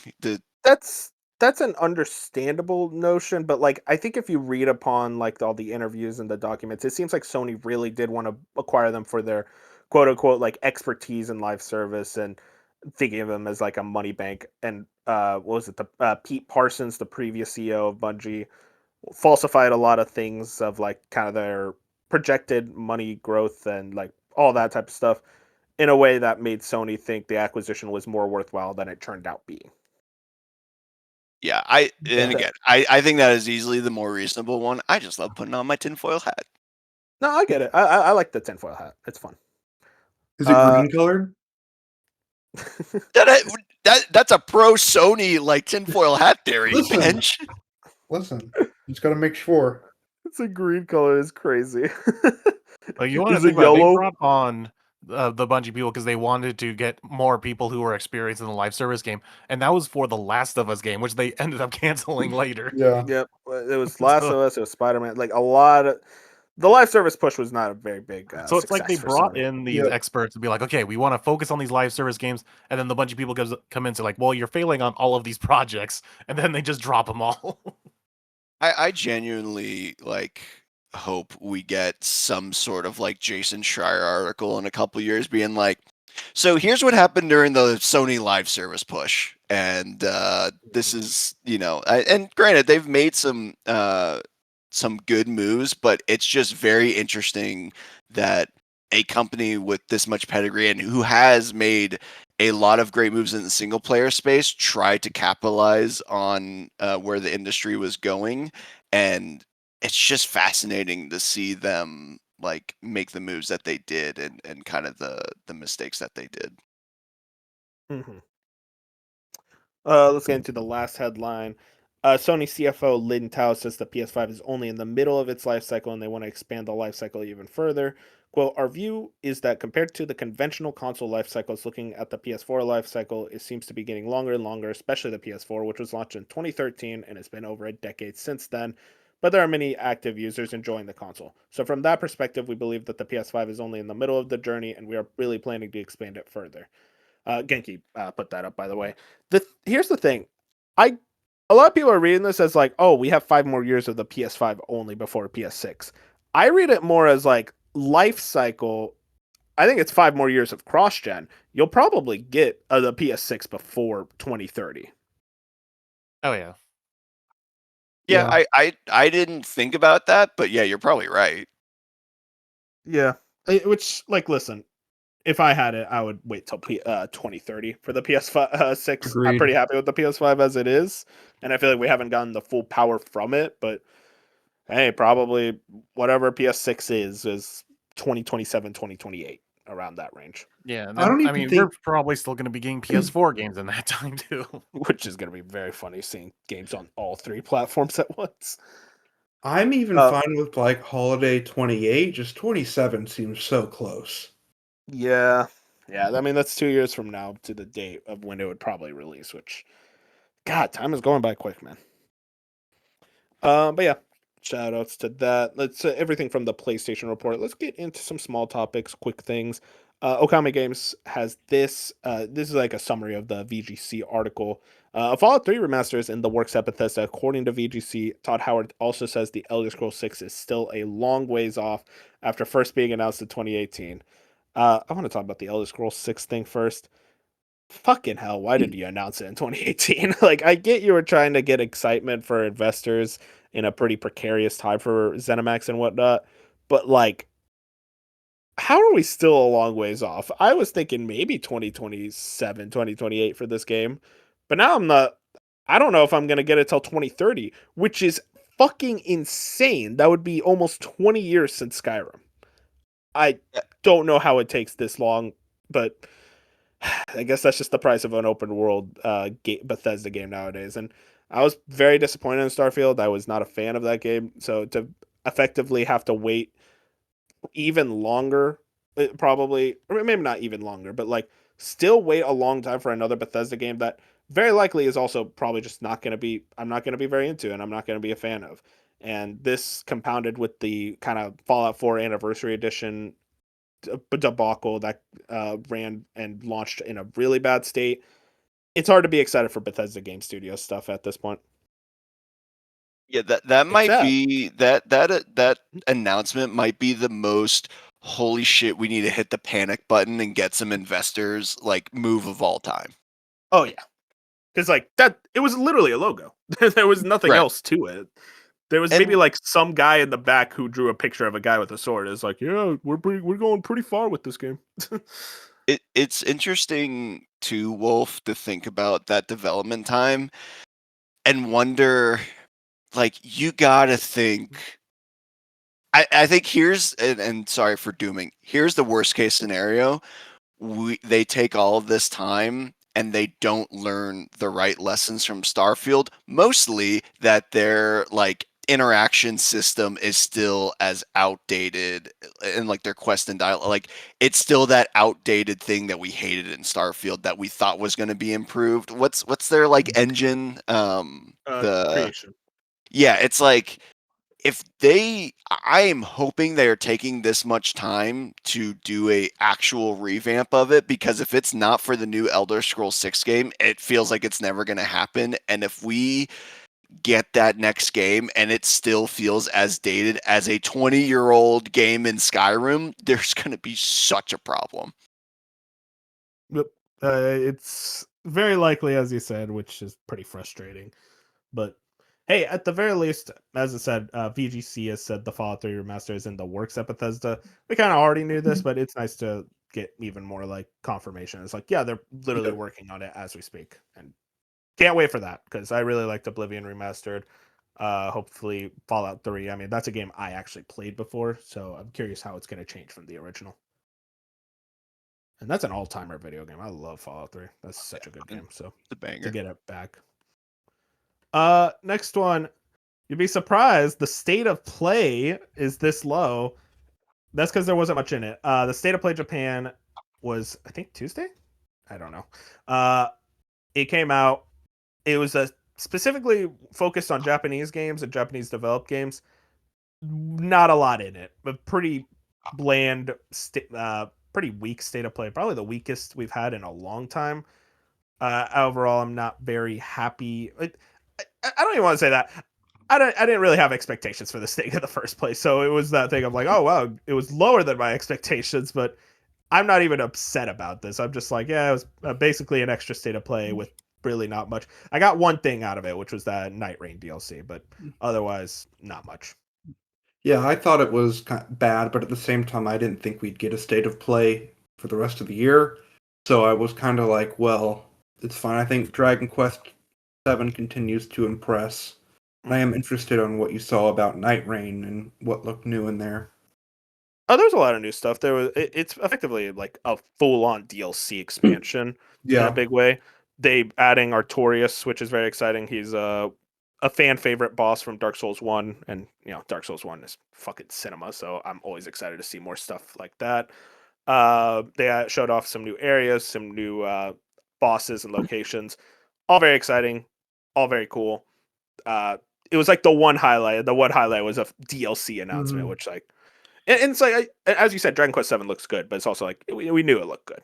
There wasn't much Yeah. else to Well, get then, off like, of that. Marvel Tokon, like, I want to see That some new real characters. Dude, that was the point. So with Marvel Tokon, I've kind of, and I don't know how you guys feel. I was from that first reveal trailer, I'm like, that's gonna have like 30 characters. You're gonna have a lot of characters because it is 4v4. The fact that they still haven't announced a new character since that initial launch trailer tells me it's like this roster is gonna be tiny. This roster is probably gonna be like 15 characters, which Well, I don't know, man. When you have the Marvel IP, I feel like you want to have as many characters as you can as quickly as you can. That I just shows wasn't. that it's going to be they want it to be a game that's going to be around for a long time. So we're just going to get constant Yeah. season passes. They're looking at the Street Fighter model. They're looking at all that where you have 3 seasons of like 6 characters a season. So you practically double your roster after a couple seasons. Hmm. And I granted, yes, I don't Yeah. like that method, but that's the most popular method to one, keep interest in your game when you're constantly pumping out content and characters. That's just how you make your game last for so many years in the fighting game Mhm. community. I mean, the Yeah. new It's always in the Avatar news. fighting game is doing the exact same thing. Like they already said, we're launching with 12 characters, but there's gonna be like 12 more basically by the time they're done. Yeah. Well, I was expecting probably 18 to 20 at launch. I was never expecting 30 because ArcSys games typically have a lighter roster due to the more mechanical depth. However, Mhm. like I don't think there's an out of realm possibility. This launch was like 12. Yeah, it's going to be some number divisible by 4. So we have 8 right now, 12, 16, maybe 20 at most, I think. Mhm. Mhm. Yeah. But yeah, just in general, not much to say. You guys have anything else, or are we going to move on? There was like some like small game, I forget what it was. Do you have everything listed on there? No. Jack put it on the news roundup. Oh yeah, that's Mentioned right. there. He has it in there. Good There old was Jack. a There was Blaze like Blue one or two game. like smaller games that are like, oh, that looked interesting. Oh, there was that one Chinese game that it's coming to PlayStation 5, but it's been on Steam for like 2 years already. So I'm like, oh screw it, I'll just go get it on Steam. But that looked interesting. And then there was like one other one, but I was like, oh, that looks kind of neat. Oh, the Nevergrave, the Metroidvania looking game. Yeah, That looked mildly interesting. I'm like, okay, I might that check that that that out. was the same thing as me. That looked really cool. But yeah, Oh, and just in Coffee general, Talk Tokyo getting a release day is nice too. I was surprised. The real surprise, I was like, I would have thought like we gotta like Pragmata or Onimusha gets a date here, but I guess they're probably Capcom saving did those not for the bother to Game show up. Awards. Yeah, really. Well, I think we're good to move on. This is the last one. Just a shout out. Give me a second. Pokemon Pokopia got a release date, March 5th, 2026. I just kind of want to do a quick hype check. Bop, Moon, Bench, how are we feeling? Well, They I released don't a know how to feel about this game. they released a 10-minute trailer, which Yeah, I saw that. I was happy with. I know I don't even know if y'all know, but this is a game key card. That Oh, was also sick. something I wanted to point out. It's apparently a game key card for I guess this is a first party game, technically. I don't understand. Yeah. This is But Pokemon Pokopia. You couldn't get this on a fucking cartridge? yeah, that's strange, but I think overall I am probably gonna get it. And from I guess the Game Freak leaks, they seem to want to support this for a very long time. They seem to have a lot of Yeah. plans for the future of this game, and I think it's kind of it fits for Pokemon. So I'm excited to check it out. But the most interesting thing about Pokopia for me, okay, I'm just gonna say right now, I have negative hype for this. One, those cozy games are not for me. Two, it looks a little ugly. The Ditto um, scares me. I don't like it. It Also, scares me. that Ditto thing, they're breaking their own lore with that, by the way. I always kind of wanted to make a video on this regarding how Ditto has been treated in the franchise, but I'll talk about that later. But one interesting thing is they came out, someone leaked out or it got out or something, but like a prototype version of this game where it was a lot closer to looking like Stardew Valley and other games like that. And that looked a lot more interesting than the generic 3D Animal Crossing game that we got. Oh, So was it I'm just like, oh, 16 that bit? kind of ruined it for me. Wait, was it like 16 bit? It was kind of like that. It was like more of like almost HD 2D kind of looking. Oh, yeah. Oh, God So forbid. it was Well, like we a know Pokemon won't do an HD 2D game no matter what the exactly. genre. God forbid. But yeah, it was a lot closer to like that or a Stardew and something like that. Maybe not full pixel, but like closer to that than just our generic 3D, like I said, Animal Crossing looking game. So it took my very little hype that I had for this game to like even less now. Dude, I am still remembering Like Bench reminded me, and it's like, man, this is a game key card. Like I just looking at it, I'm like, I don't see how this is a game key card. It's like, oh man, the RAM requirements are too high. We need to put it on a key card. This is I just don't know, supporting Bob. that fact that Nintendo is just using this one card, and it's super expensive. And so when a game they feel like, especially a third party, doesn't feel like they're going to sell a whole bunch of this, like it's not worth shelling out that money for this expensive But that's what's weird. cartridge. So they're just going to just do a game key card to keep costs down. That's It's like what's weird, though. Nintendo They needs to definitely have expand the other their cards. which ones are available. The thing is, Nintendo clearly has access to other cards if they are the ones making the games. I wonder if this is just a case. I don't know. Game Freak isn't technically owned by Nintendo at all. Pokemon is technically a separate entity, so maybe that's really the reason. But I don't know. I don't. And Game Freak isn't the making one this. Yeah, Game Freak's not making Wait, this. who's making this? The Dragon Quest Builders people. Oh, that makes more sense. Okay, I thought this was Game Freak internal, but I guess not. So it's Builders. That's Square Enix, or I guess not Square Enix. It's a team No. within. It's I think Koei, right? It's not Square. No, it's Oh yeah, Koei. Square also outsourced it. Man, can you tell that like after this game is revealed, I just completely flushed everything about Yeah. it from my memory. Mhm. I was like, I can't think about the Ditto anymore. Yeah, it's made by Omega Force. That's it. Yeah, It's the it's the Dynasty Warrior Warriors. people. Yeah, okay, that makes more sense why it's key card. Even then, it's still weird to have a Pokemon game as a key card. Yeah, it doesn't feel right. Yeah, as far as my thoughts, I'm not like, I wouldn't say I'm negative hyped about it, which is so funny. It's like, yeah, I'll keep my thoughts open for the cozy game, Pokemon game, but I'll totally make stark contrasting opinions about ZA after one trailer. I'm just not the cozy game person. And I swear I am not trying to be contrarian when I say this. I just think the Power World cozy game trailer that they put out like that looked way couple better. days, it looked way better. Like it just looked more interesting and more complex. So it's like, okay, and the art style doesn't freak me out. It's the Ditto, man. It's everything else I'm like fine with. I could deal with. It's the fucking Ditto human, where like it genuinely bothers me. And I'll be honest, I didn't watch the trailer they put out, but I saw the concept designs for like the gooey Snorlax. Like what are they trying to say with those alternate forms exactly? Just characters. A political stance, I think. No, but like it's not like this is gonna be like a mega evolution kind of thing, right? It's just for this game They're custom. They're like characters with actual names that talk. Got it. Okay. It's What's like the your Snorlax thing? I don't Isabels. think I saw it. There's Mosslax. Yeah, it's like it looks like alternate forms of Pokemon, but it sounds like they are specific characters and like one-offs to Pokopia. May talk more about Pokopia than I would have preferred, but hey, hey, you got 3 Pokemon people on here, 4 if you include yourself. That's true. That's true. The Ditto, man. Anyways, let's move into reviews of the week. We got only one, Call of Duty Black Ops 7, sitting at a 79. I'll be honest, after everything I've seen about this game and the people's thoughts on it, shocked that it's at a 79. That is way higher than I would have thought.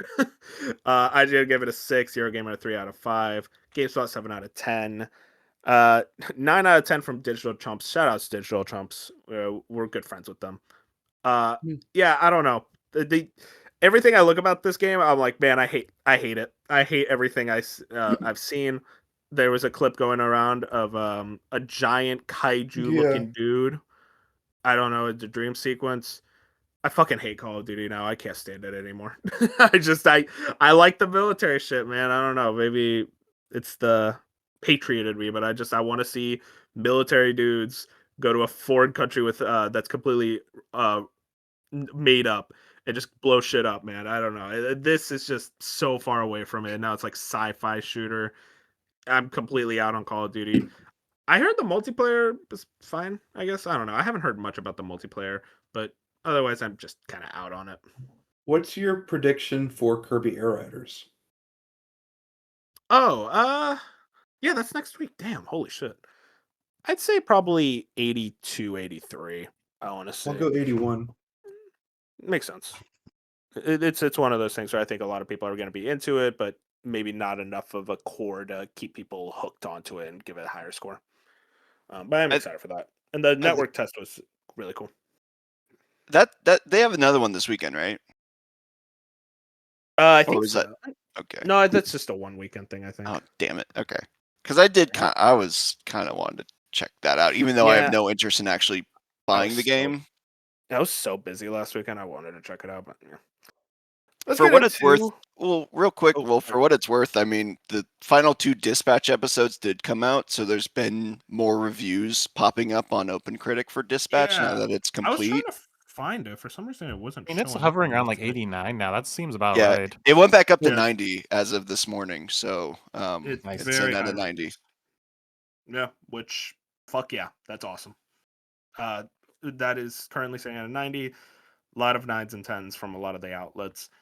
Fully deserved. Love this game. I'm very happy to see it get the They're going to be respect very it high on my deserves. list. Yep. We'll talk about it in a bit when we So talk yeah, about just what we quickly, you play. guys, I posted in the chat like what the beta designs was for Procopia. You want to look at that? Let's see, hang on. Yeah. Uh, Yeah, that looks so much more interesting.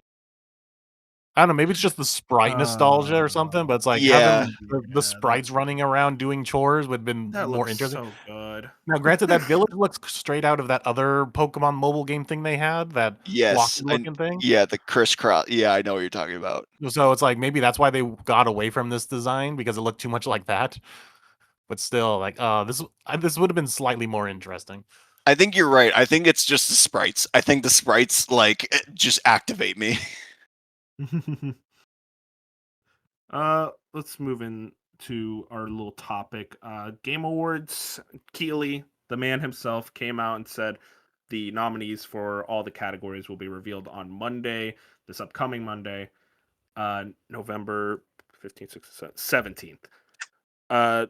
And I just want to do a quick prediction for what we think the big 6 are for Game of the Year. How we feeling? How we thinking? Uh, right. I mean, right now they say there's only going to be 6. I always think about this of like when they might expand the amount of games again because they did that in 2018. It feels like maybe we could get to 7 or 8, but it seems like they maybe want to stick to 6 just for prosperity's sake. In case of like weaker years, especially, they want to avoid nominating something that would. And can you imagine like normally what not was be it? there. What was one of the weakest ones, like 2021? Like imagine we had to expand that to 7 or 8. Forza Yeah, Horizon would have made it if it expanded to 7 or 8. Damn it. Listen, the one Probably thing I will still support wouldn't you have. on with Forza making it in 2021, the one thing I will support you on, Bob, is the fact that Resident Evil Village somehow got in that top 6. That is insane. That game sucks. Thank So, you. I do agree with you. It's like Forza should have taken that spot. But now that we're 2025, what we think the predictions are, I guess we can all put our like 6 out there, and then we can see who got the most right by next week. I'll Wolf, start. I I'll was just gonna start. say real quick, Wolf, you must have missed the conversation yesterday because we all posted them in the chat and Fusion pinned them, so you'll have to add yours to that list. I don't care about the chat. I don't talk to you guys. Yeah, we know. I guess I'll go first in saying that the big conversation in the room is the whole Yote and Death Stranding debacle. Like there seems to be this like hive mind general consensus that a lot of people are saying is like either one gets nominated, but both are probably not getting nominated. Uh, so with that, my top 6 goes for Expedition 33, Silk Song, Yote, Hades 2. I'm gonna go big and say Kingdom Come Deliverance 2. There's like they're like the sickos are within the voting community of the Game Awards, and they're gonna want to put that game up there, and Donkey Kong Bonanza. So yeah, I'm going with Yote over Death Stranding because I don't know, maybe it's my anti-Kojima bias or something, but also I feel like Jeff is gonna rig it for Kojima to be there, so he's gonna nominate. So that's where I'm gonna shoot myself in the foot. It's gonna be Death Stranding over Yote somehow, and but yeah, there's always that Silk Song thing that feels like it could fall out because, as Bob mentioned yesterday, there is that skill issue that probably maybe kept a lot of people who are not hardcore gamers. But got to remember, the people voting on this are journalists and other influencers and stuff like that. Like, are these people putting in the time to actually beat games like Silk Song and Kingdom Come Deliverance 2. So that's a whole discussion in and of itself. Mhm. So I have a similar real list of quick. Moon. Real quick, I found the pin. And listen, the pins for GOTY nominees are not anywhere near as interesting as this one that I completely forgot about, where Bench says, "Is it bad that I forgot about 9/11 this year?" And then 30 minutes later, "I forgot that I remembered 9/11." I just thought that was interesting. I thought we should shout that out. That was a good night. How does that come up? Yeah, because Anyways, remember you replied yeah. to him after that saying, "It's like, like Oh, how do yeah. I forget Yeah. that?" No. He said to me, "It's like I just realized the direct is on 9/11, or maybe they delayed the direct for 9/11." It's like you messaged me at 10:30 to remind me tomorrow is 9/11. So yeah, shout outs to that. Anyways, Bench, your nominees, I guess. So I have a similar list of Moon, except I swapped one out. Expedition 33, Kingdom Come Deliverance 2, Death Stranding 2, Hades 2, Silk Song, and Donkey Kong Bonanza. So I think Death Stranding 2 gets the nod. Definitely, as I know, I'm more mixed on it than most, because it scored a 90, so I think that kind of puts a little bit above Ghost. People like it more. I think people remember it more because it is more unique. So I think that kind of gets it the nod over Ghost. And then Bob, I have your 6 here, unless you remember them. No, I do. It's a very similar thing of I have Expedition 33, Yote, Kingdom Come Deliverance 2, Hades 2, Split Fiction, and Donkey Kong Bonanza. I really wrestled with this. I think to your point, Wolf, I would love if it was 7 or 8 because it was the thing. There were It's such a strong two. year. Yeah, there are two camps that I had to decide between, and I think it's that camp of Yote or Death Stranding 2. I want to point out my original prediction had both, and I was the only person who had both. But the longer we talked about it with each other, and I'll kind of bring those points up in a second, I was like, yeah, okay, I guess I'll just pick one.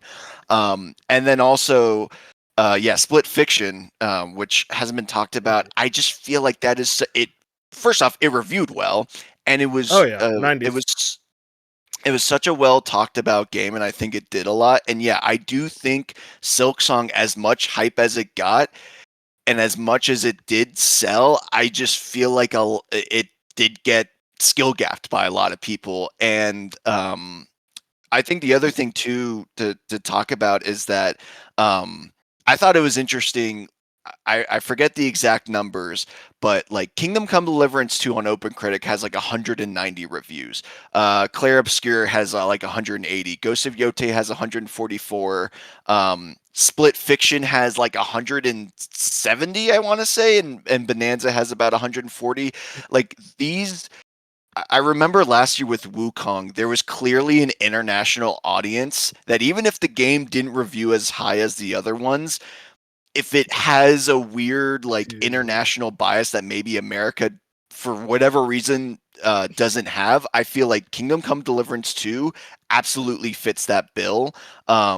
And as far as Yote versus Death Stranding, the way I thought about it was Death Stranding seems a little bit more diverse, where the longer we have sat on it, the more people are like, I don't know if I like it more than Death Stranding 1. Whereas Ghost of Yote, I don't think anyone is saying I like Tsushima more than Yote. So it's like, I think Death Stranding 2 has higher highs and lower lows, whereas Yote is a lot flat line of a higher experience, and I think that might work more in its favor. But it was honestly a hard 6 to choose. Yeah. It's like if we actually did get up to 8, it's like it's easy to throw in Death Stranding 2 and Split Fiction to my 6, because then that's like those are the 8 we're basically all debating between. It's like once you get to 8, there is no more debate. It's like here's the top 8 games basically. Man, I'm starting to understand how Bob felt that year about Forza, Bob, because it is insane that Power Watch Simulator 2 isn't even in the conversation. See, That is crazy. I'm radicalizing you. All right, Yeah, you're you got me, understanding. man. That's actually crazy. Okay, so I guess mine. Man, I don't know. I haven't thought about it much. I didn't put up a list because I don't like talking to you guys if I'm being honest. I think Expedition 33. That's it. Um, Then Silk Song. I do think Silk Song definitely makes it too much hype around it. It's easily the best game this year. Hades 2, definitely up there. Hades 2 is one I'm a little more mixed on if it making because of the early access thing might Yeah, have screwed it. Fusion was talking about that, saying there is this possibility that Hades 2 doesn't make it because early access sucked all of its hype out. And like by the time we get to now, it's just like, oh yeah, Hades 2 1.0 did come out, but I guess it kind of just leaves the consciousness of all the voters. So there is a world, unfortunately, out there that Hades 2 doesn't make it, and then the whole internet erupts. Yeah. But yeah, Silk Song, Hades 2, Expedition, Donkey Kong Bonanza. I think those four are for sure there. Then the last two, I'm a bit weird on. I think the way I look at it, I think Kingdom Come Deliverance 2 jumps in there. Jumps in the water with Henry or whatever his name is. And then the last one, I don't think it's Ghost. That game's not that good. I don't think it's. Maybe I say Power Wash Simulator 2, just for myself. No, I know what you're thinking, Wolf, and I agree with your line of thinking. Clearly, that last spot is going to Indiana Jones. The people remember December Yeah! 2024, and they get it nominated. You're so right on that. No, that would require it being a better game. I'm sorry, Bob. You're good. I don't know. I put the chips. I'm throwing the chips onto Death Stranding 2. I think Kojima takes over. It got really high reviews. It's a really good game. And it's definitely better than Ghost. So yeah, probably I would say Death Stranding 2 takes that last spot. But yeah, I don't know. Definitely better than Ghost is definitely a sentence. Oh, come on, man. We'll talk about Ghost later. But yeah, I don't know. That's kind of how I feel right now. It's tough. It's a weird choice. It's a weird list. It's interesting because I feel like usually we have one indie spot, and it feels like you could make the case for 4. So it feels like there's got to be 2 that get in rather than the normal one. And then yeah, the 2 Sony games, I feel like they're kind of competing for that same spot. So there is a bit of like it is interesting to see. Because any of these lists, I think, could make it. And I could see a world where, like, Hades 2 drops out and Ghost and Death Stranding 2 come in, or Kingdom Come drops out and Split Fiction gets it. Like, it is... it's weird how the only 2 I feel really good about are Clair Obscur and Donkey Kong Bonanza, because it just feels like everyone has those 2 at least. Every other spot, totally up for grabs. Yeah, no, it's a very competitive year. Very strong selection of games, all available. Still, Power Wash Simulator 2 is better than all of them. I'm sorry, I just have to say it real quick. But yeah, I don't know. It's gonna be a debate. Real quick, Wolf, 2 games that we talked about yesterday that they weren't on our list, but God, you guys they have a just talking, potential. But you guys were talking, and you didn't think, "Hey, Wolf, what's your opinion? Let me tag Wolf." That's crazy. All right, I get it, but that's okay. We know. Listen, we know you better than to were interrupt the busy. Power Wash time. Yeah, you were busy talking to a fucking pressure washer. Okay. I was okay. So, what do you think about Monster Hunter Wilds and No Blueprints? chance. Yeah, No chance for Monster Hunter. I'll tell you that. The people soured on that way too quick. that's Blueprints. what I thought. I want to believe, but there's already 2 like. I think in a slower year, Blueprints would have made it. And a slower indie year specifically, because there's already so many good indie games that came out this year. Yeah, the problem is like usually there's only really one indie pick, so the fact that right now we're debating 2 indie picks, it's hard to try to factor in a third one. But Absolutely. I would definitely even more if you want to count Expedition 33 and Hades as more indie than AAA. Expedition. Hell, even Kingdom Come can be almost described as an indie almost. That's why the term indie makes no fucking sense anymore. Yeah. Anyone's an indie now. Sony's an indie. Fuck it. Shout out my boy Dave the Diver. Oh my god, I forgot about that. Shout outs. I miss Dave the Diver. I still need to play that. I want to shout out real quick Jackie G and Fusion. I don't really like them, but I might as well read out what their predictions were. Fusion said Clair Obscur, Death Stranding 2, Donkey Kong Bonanza, Hades 2, Hollow Knight, Silk Song, and Split Fiction. So actually, I think that's exactly yours. That's exactly yours, Bob, right? No, I had Kingdom Come over Death Stranding 2. Yep. Okay. And then Jack said Expedition 33, Death Stranding 2, Silk Song, Hades 2, Donkey Kong Bonanza. And I think he put a typo for Indiana Jones. I don't know what that's about, but yeah, he threw that as the last one. Respect it. But yeah, shout outs. Keely, I'm excited to see what it is. I know no matter what will happen, someone will be upset, and that someone is going to be me. I do want to shout out real quick. It is really unfortunate. I feel like Dispatch isn't going to get nominated just because the voting times, which just sucks, because that definitely would have made it any other time. Yeah, I mean, it could that is still, depending on if they got all the episodes early, but it's not making Game of the Year, but it could get some like performance Yeah, acknowledged. best narrative, hopefully, like Yeah. performance. Yeah, I hope so.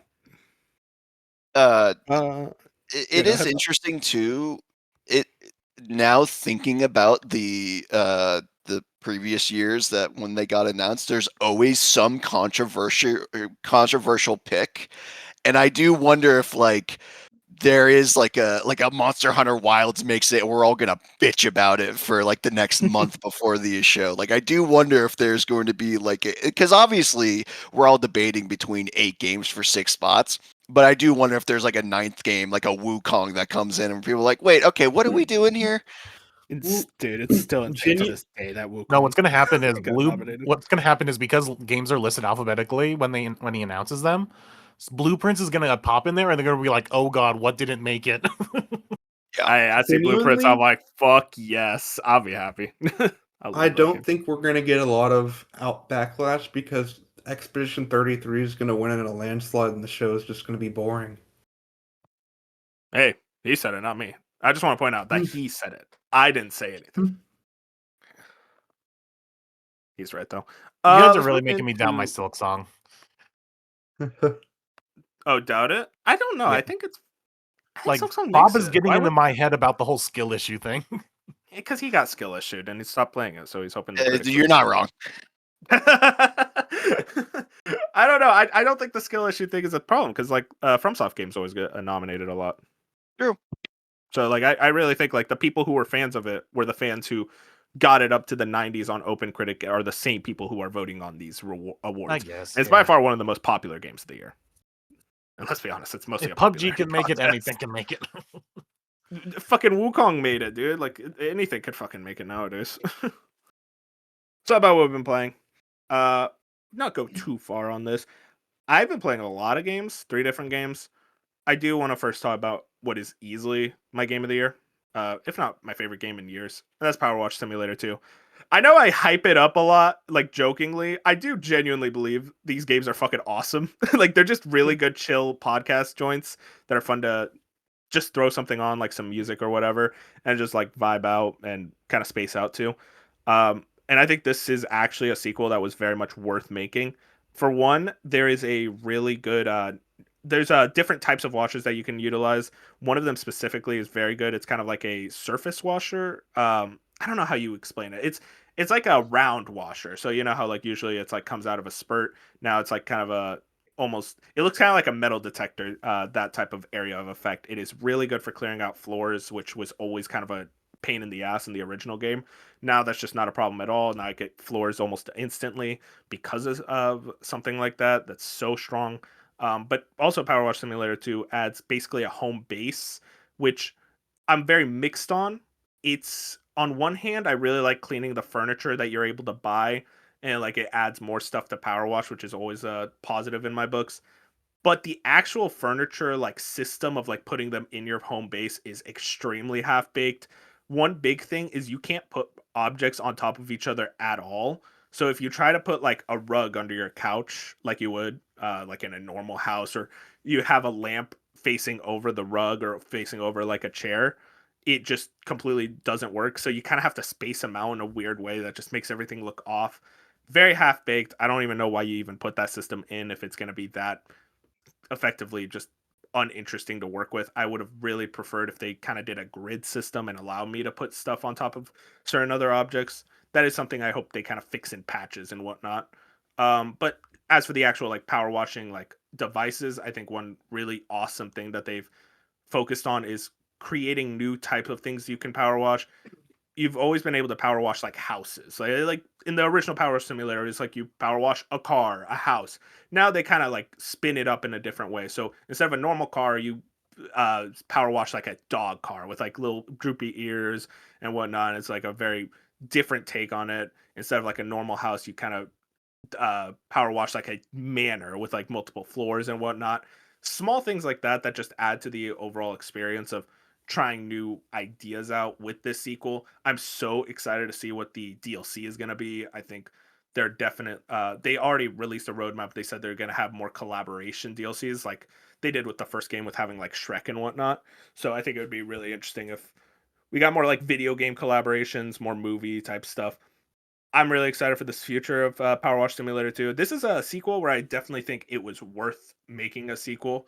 There is enough new, there is enough changed, and also this is one that's specifically self-published, so it just works out for the developers as well. Very, very excited. Power Wash Simulator 2, as per usual, is an absolute banger. Now, Wolf, I wanna, yeah, what's up? this is how we sell you on the Steam machine, okay? You Okay. buy the Steam machine, you buy the Steam frame, and you replay these games in VR. I don't even know what at that point I'm just going to work. I'm just saying, I've played Power Wash 1 in VR, and like it's somehow even more addicting than when I played it on PC. You come out of the VR headset, you start power washing in real life. It's like Because I like need to refuel it. your tool belt is actually on your like hip, and you're actually like Oh, so moving you around grab it, and it? you can like kind of like finagle it in angles that like isn't like as intuitive as it is on two sticks on the controller. Like I'm telling you, man, it's even somehow better in VR. I'll have to look into that. That sounds like a fun time. I would be so down to try that game in VR.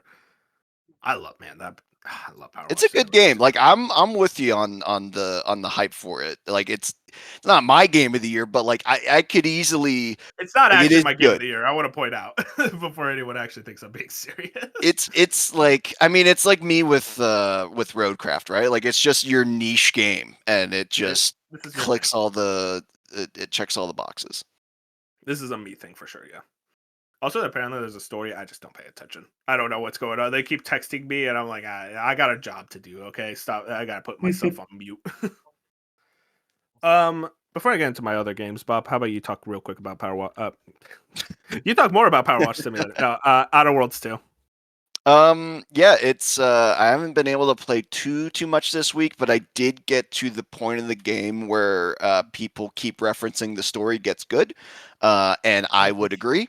And it's made it a lot more interesting of a hook on why I want to keep playing it, because I think the first two areas you go to, you're not really enticed by the main story, but you find yourself lost in the world, and like you want to do every single side mission, explore every single nook and cranny of these well-detailed worlds. And now I'm at the point where it's like, okay, the main story is starting to kick up, and it does become a little bit more linear. But I genuinely have no idea where it's going, and I'm very curious by that, and I'm very curious where my involvement comes in. But yeah, I continue to have a great time with it, and I'm hopefully, I don't know, I doubt I can beat it this weekend, but I'm hoping to get a good chunk in. That's awesome, man. I mean, I was very interested in that game, purely how it would be reviewing, especially after Avowed. And it very much seems like it's like, no, that was just very much two separate projects. And it's that the Outer Worlds 2 team kind of hit it out of the park and what they needed to. Real quick, since Moon has to leave soon, Moon, you want to talk about what you've been playing? You've been playing Dispatch. Yeah, I won't talk about Dispatch because I know you guys will talk about it. I'll just say great game, definitely high contender for me. But what I will talk about is Shinobi because I just beat that over the past couple days, Oh, nice. and amazing game. Like it's exactly what I wanted out of a. Not it's not really a Metroidvania, but a couple levels definitely lean in that direction. But it's more of just an action platformer, and the combat is really good. The story is whatever. It's a Shinobi game. What do you Yeah, I mean expect? that's not what you come here for. But And it's really funny that they haven't tried to modernize it in any kind of way of like making Joe Musashi an actual character. He's literally just an angry guy. He's basically old Kratos. He's just angry man, angry at the world. He always like grunts. He's like, Yeah, he just grunts throughout the entire game, and everyone's like, "I agree, Musashi." And so that was kind of funny to keep it kind of retro like that. But yeah, the combat is amazing. The general action is really good, and even someone like me who's not that great, it almost has a little bit of soul flavoring in a couple kind of ways with how you play certain combos, and so that was really good. But the only my only downside is to it is you're not able to cancel out of animations as quickly as I want, so I can't like dodge roll out of certain things. So I just ended up slashing at anyone, and then an enemy attack comes in, and I can't roll out of it because I'm still in the middle of my slash animation. So that was kind of annoying. That got me killed a lot of times. So I'm a little too fast for this game. But besides that, it is. And oh my gosh, the art is just amazing. Like the art direction is beautiful. gorgeous. And it just got better with each level. And each level, and here's the other thing: is it's a short game. Like you do it in about 10 hours or so, 9 if you're good. Oh, nice. And each level is, and it's good. It works in that advantage to where they make each level have its own identity. Like every level has its every level has its own gimmick specifically for that level, and so that what makes it just a little more special in each one. So it didn't overstay its welcome in that way. But the enemy variety is a little short. You do get a little bored of the enemy variety, but like I said, because it's on the shorter end game of 10 hours, you're not that bothered by it. That's good to know. I definitely want to jump into that. And you saying like it's 10 hours? Yeah, I'd say around 9, 10, 11 hours, somewhere around there. Yeah, it gets me 10 times more interested to jump into it. Yeah, there's that was one I was really to beat the game and beat the game in 10 hours. So yeah, you're looking at around that. Okay, space. Yeah, makes sense. Hell yeah, I'm very excited to jump into that. Appreciate it. If you have to go, Moon, you're good to go. I'm gonna go. Don't want to keep you going. All right, have a good one, man. Yeah, a good one. Let's talk more about the other stuff we've been playing. I'll talk about Ghost of Yotei. All right, and here's the thing. I love Ghost of Tsushima. Love it. One of my favorite games. My thing is, I haven't played it since 2020. And I think I realize with Ghost of Yotei now, I am seeing through the Matrix so much more than I did back then in a way that I just think I've outgrown these type of games. Not to say I don't like it. I think it's beautiful. I enjoy the combat. The story is interesting. And I like the whole revenge angle. And I like the idea of like hunting the Yotei 6. That's all good. But when it comes to the open world and the sword combat, I just think I've played better games. I've played better open world games that are way more interesting, that have me genuinely discovering stuff and intrigued in what I'm looking for, and feel like there's this sense of discovery rather than just going to a place on the map and pressing the button to do whatever thing I need to do. And I've played better sword combat games that are much more, I don't even want to say difficult, but much more kind of demanding, much more focused on the actual like sword to sword parry windows, and everything feels cleaner. This one just feels kind of sloppy in comparison. I don't like the parry sound. It doesn't sound meaty enough. I know that's a tiny thing, but it's kind of the reason why parries are so good in games. I think this is a great game. I think I don't want to say I'm too old for it because that makes me sound so fucking conceited, but I think I've just outgrown it. I've played better open world games, played better sword combat games. Having said that, I'm still going to beat it. I'm still going to play through it. I'm still interested. Oh, that's what I was going to ask. Everything else, but I think I just look at this and I'm just like, yeah, I'm not the audience for these Sony first party games anymore. I don't think. I still will play them. I still enjoy them, but they're not the 10 out of 10s that they used to be for me. Yeah, I definitely disagree, which, I mean, we're coming at it from different angles, but I'm still very much enjoying it and plan to get back after I beat Hyrule Warriors Age of Imprisonment, which I'll talk about in a second. But Ghost just continues to impress for me. I think I'm like 37 hours in. I might have another 15 to 20, but I'm definitely really enjoying it.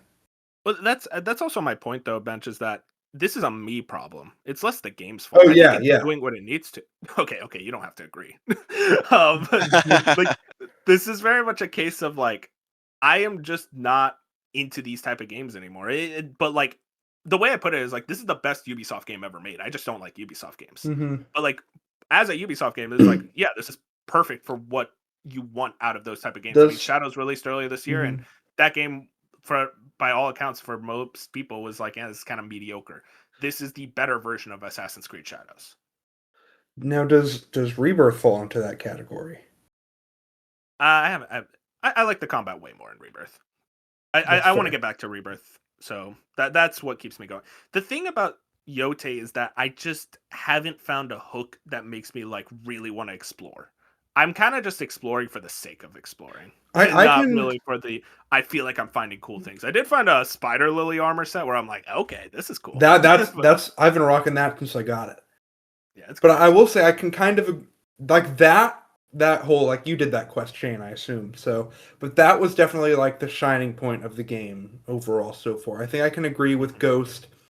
There's a weird thing where like I'm playing Hyrule Warriors Age of Imprisonment. It's a good game. Ghost is a better game, but I'm finding an easier job putting in like 5-hour shifts into a Hyrule Warriors than I am on a Ghost. Yeah, I was talking to a friend about it, and they were like, "Yeah, dude, it's like Ghost of Yote is one of my favorite games this year, but I just get bored by it," which is so fascinating because it's like he loves the game, but he's also like, it's just kind of standard at a certain point, and you don't feel Yeah. much innovation. And I'm saying all this means stuff. It is such a well-made game. Again, it's so gorgeous. I love the music. I love the vibe, the look. Atsu is a great protagonist. It has so many improvements from Tsushima in so many ways, but it's literally just like I am a different person than I was hmm 5 years ago. Do you plan to go for the platinum on it or not? I probably will because I have a problem. hmm But like that's the thing is also I'm just jumping from other games way more often. Dude, Yeah. you Well, know hey. it's a here's the thing. I have a brain disease. I'm way more engaged playing Power Watch Simulator 2 than Ghost of Yote. That is a brain disease. That's a But hey, mind problem. at least you're gaming again. There was a month where that just didn't happen. I was gaming. I'm still watching like a movie a day. I was But always gaming. you were not gaming nearly as much. Look, I You're on know. I like was 3 playing different games right now. It's impressive. because I was playing 47 hours of Pokemon. That's why. So it seemed like I wasn't gaming much. That's There wasn't fair. there wasn't much to Gr- talk about with Pokemon. Like, oh yeah, it's still Pokemon. Good That's a point. brain But disease. yeah, That's a real brain disease that I was more engaged with I, Pokemon and Power Watch Simulator. It's you over for can me. you completed the decks, right? Yeah, of course I did. The only Oh, thing I you didn't do you was the got 1,000 battles. I was like, I'm yeah. not doing it. That's the only thing I didn't do. So you did the battles. I think we talked about this to get flow Yeah, out. I did everything in that game. Yeah, that was pain. Yeah, I did everything in that game. But you know me, 7 hours into Ghost, and I still haven't played it in a couple days. So, God, I have a brain disease. So I before really don't y'all, think that's much of a brain disease, though. Like Power Wash is intent. That is Oh, the exact that's point. peak. Yeah. so before y'all glaze dispatch for half an hour, I'll talk Hyrule Warriors Age of Imprisonment because it won't take as long. So I'm 22 hours into Hyrule Warriors. It's gotten to the point where like I'm playing like 4 or 5 hours a night. I'm really enjoying it, but at the same it's not like this amazing like 9 out of 10. Like I think it's 8 8.5 range. But it's got the hook of the like the gameplay system. You do a main mission, and then new stuff side content unlocks on the map and they dish things out in a way that's like one more battle, one more thing because it doesn't take too long. So the pacing in the game I think is very good, not from like a narrative standpoint, but just from a way they dish out content. And the narrative is definitely a highlight, seeing what they kind of hid back in Tears of the Kingdom as like one of my favorite games ever. It's cool getting to see these characters for what we all assume to be as one last time. Mhm. Seeing all the sages and old Hyrule and all those characters. The gameplay, I was surprised that I'm really enjoying the gameplay. Just like the moment to moment, Yeah, it's all the endless game. characters They're always fun. control. Yeah, all the characters control very well. The music, it's got some really standout music tracks. It's got a Dragon Roost Island remix that is Ooh, very, very good. that's That exciting. I mean, so I'll ask this. One of the big problems with Age of Calamity was how its story was kind of like it was only just a dream or whatever no, the this is time travel canon, thing. full Is canon. fully canon. Is that start like really like wow? I'm so glad we're getting expansion on Tears of the Kingdom and its lore.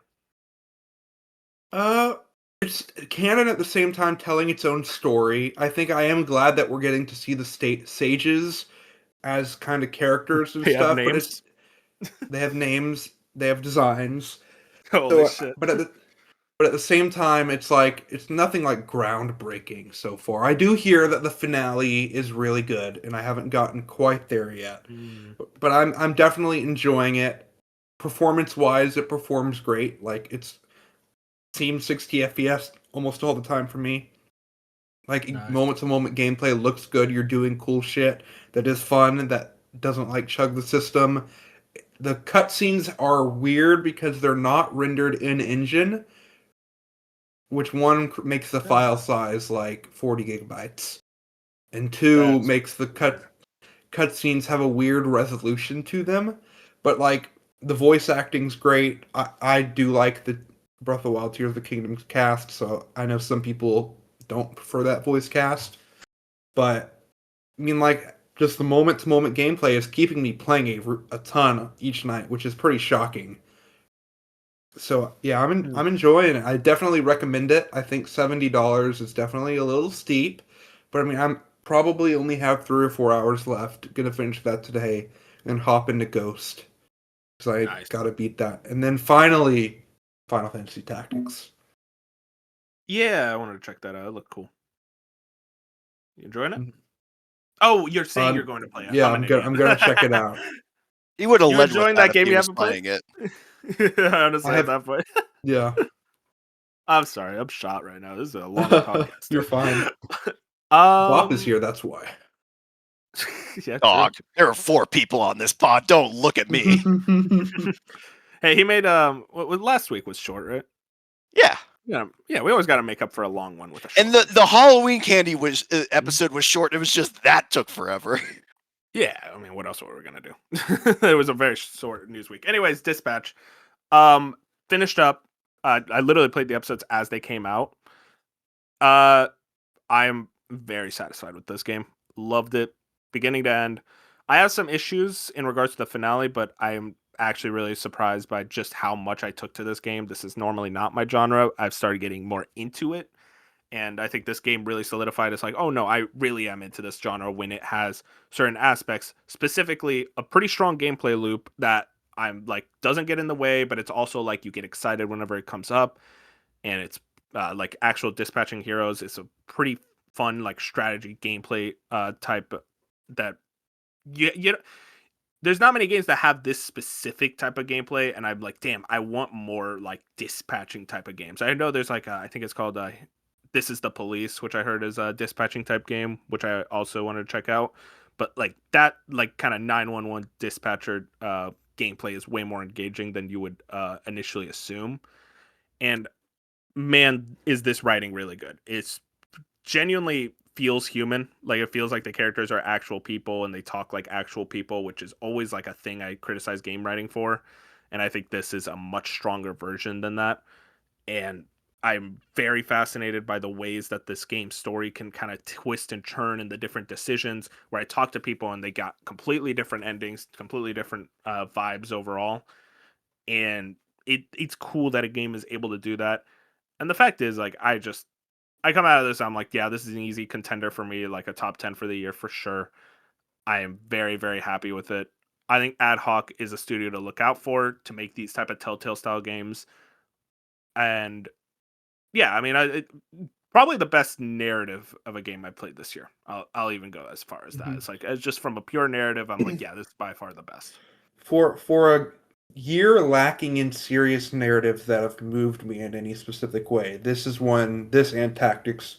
I'm looking for a good narrative game right now, and hearing both of those, like especially Dispatch, definitely has me really interested.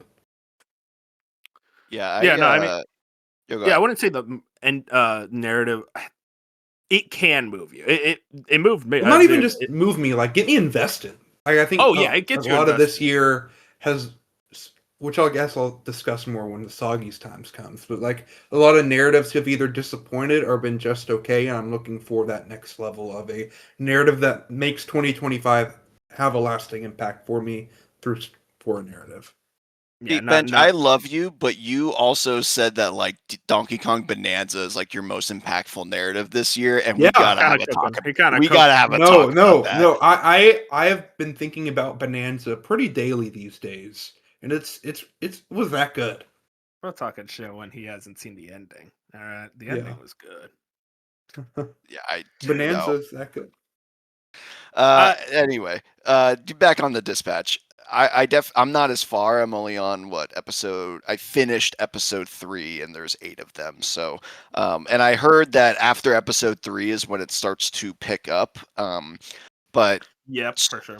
so far, like even then, I am still very interested in where this is going. I would have to echo a lot of what Wolf said, where the narrative and the writing does feel natural.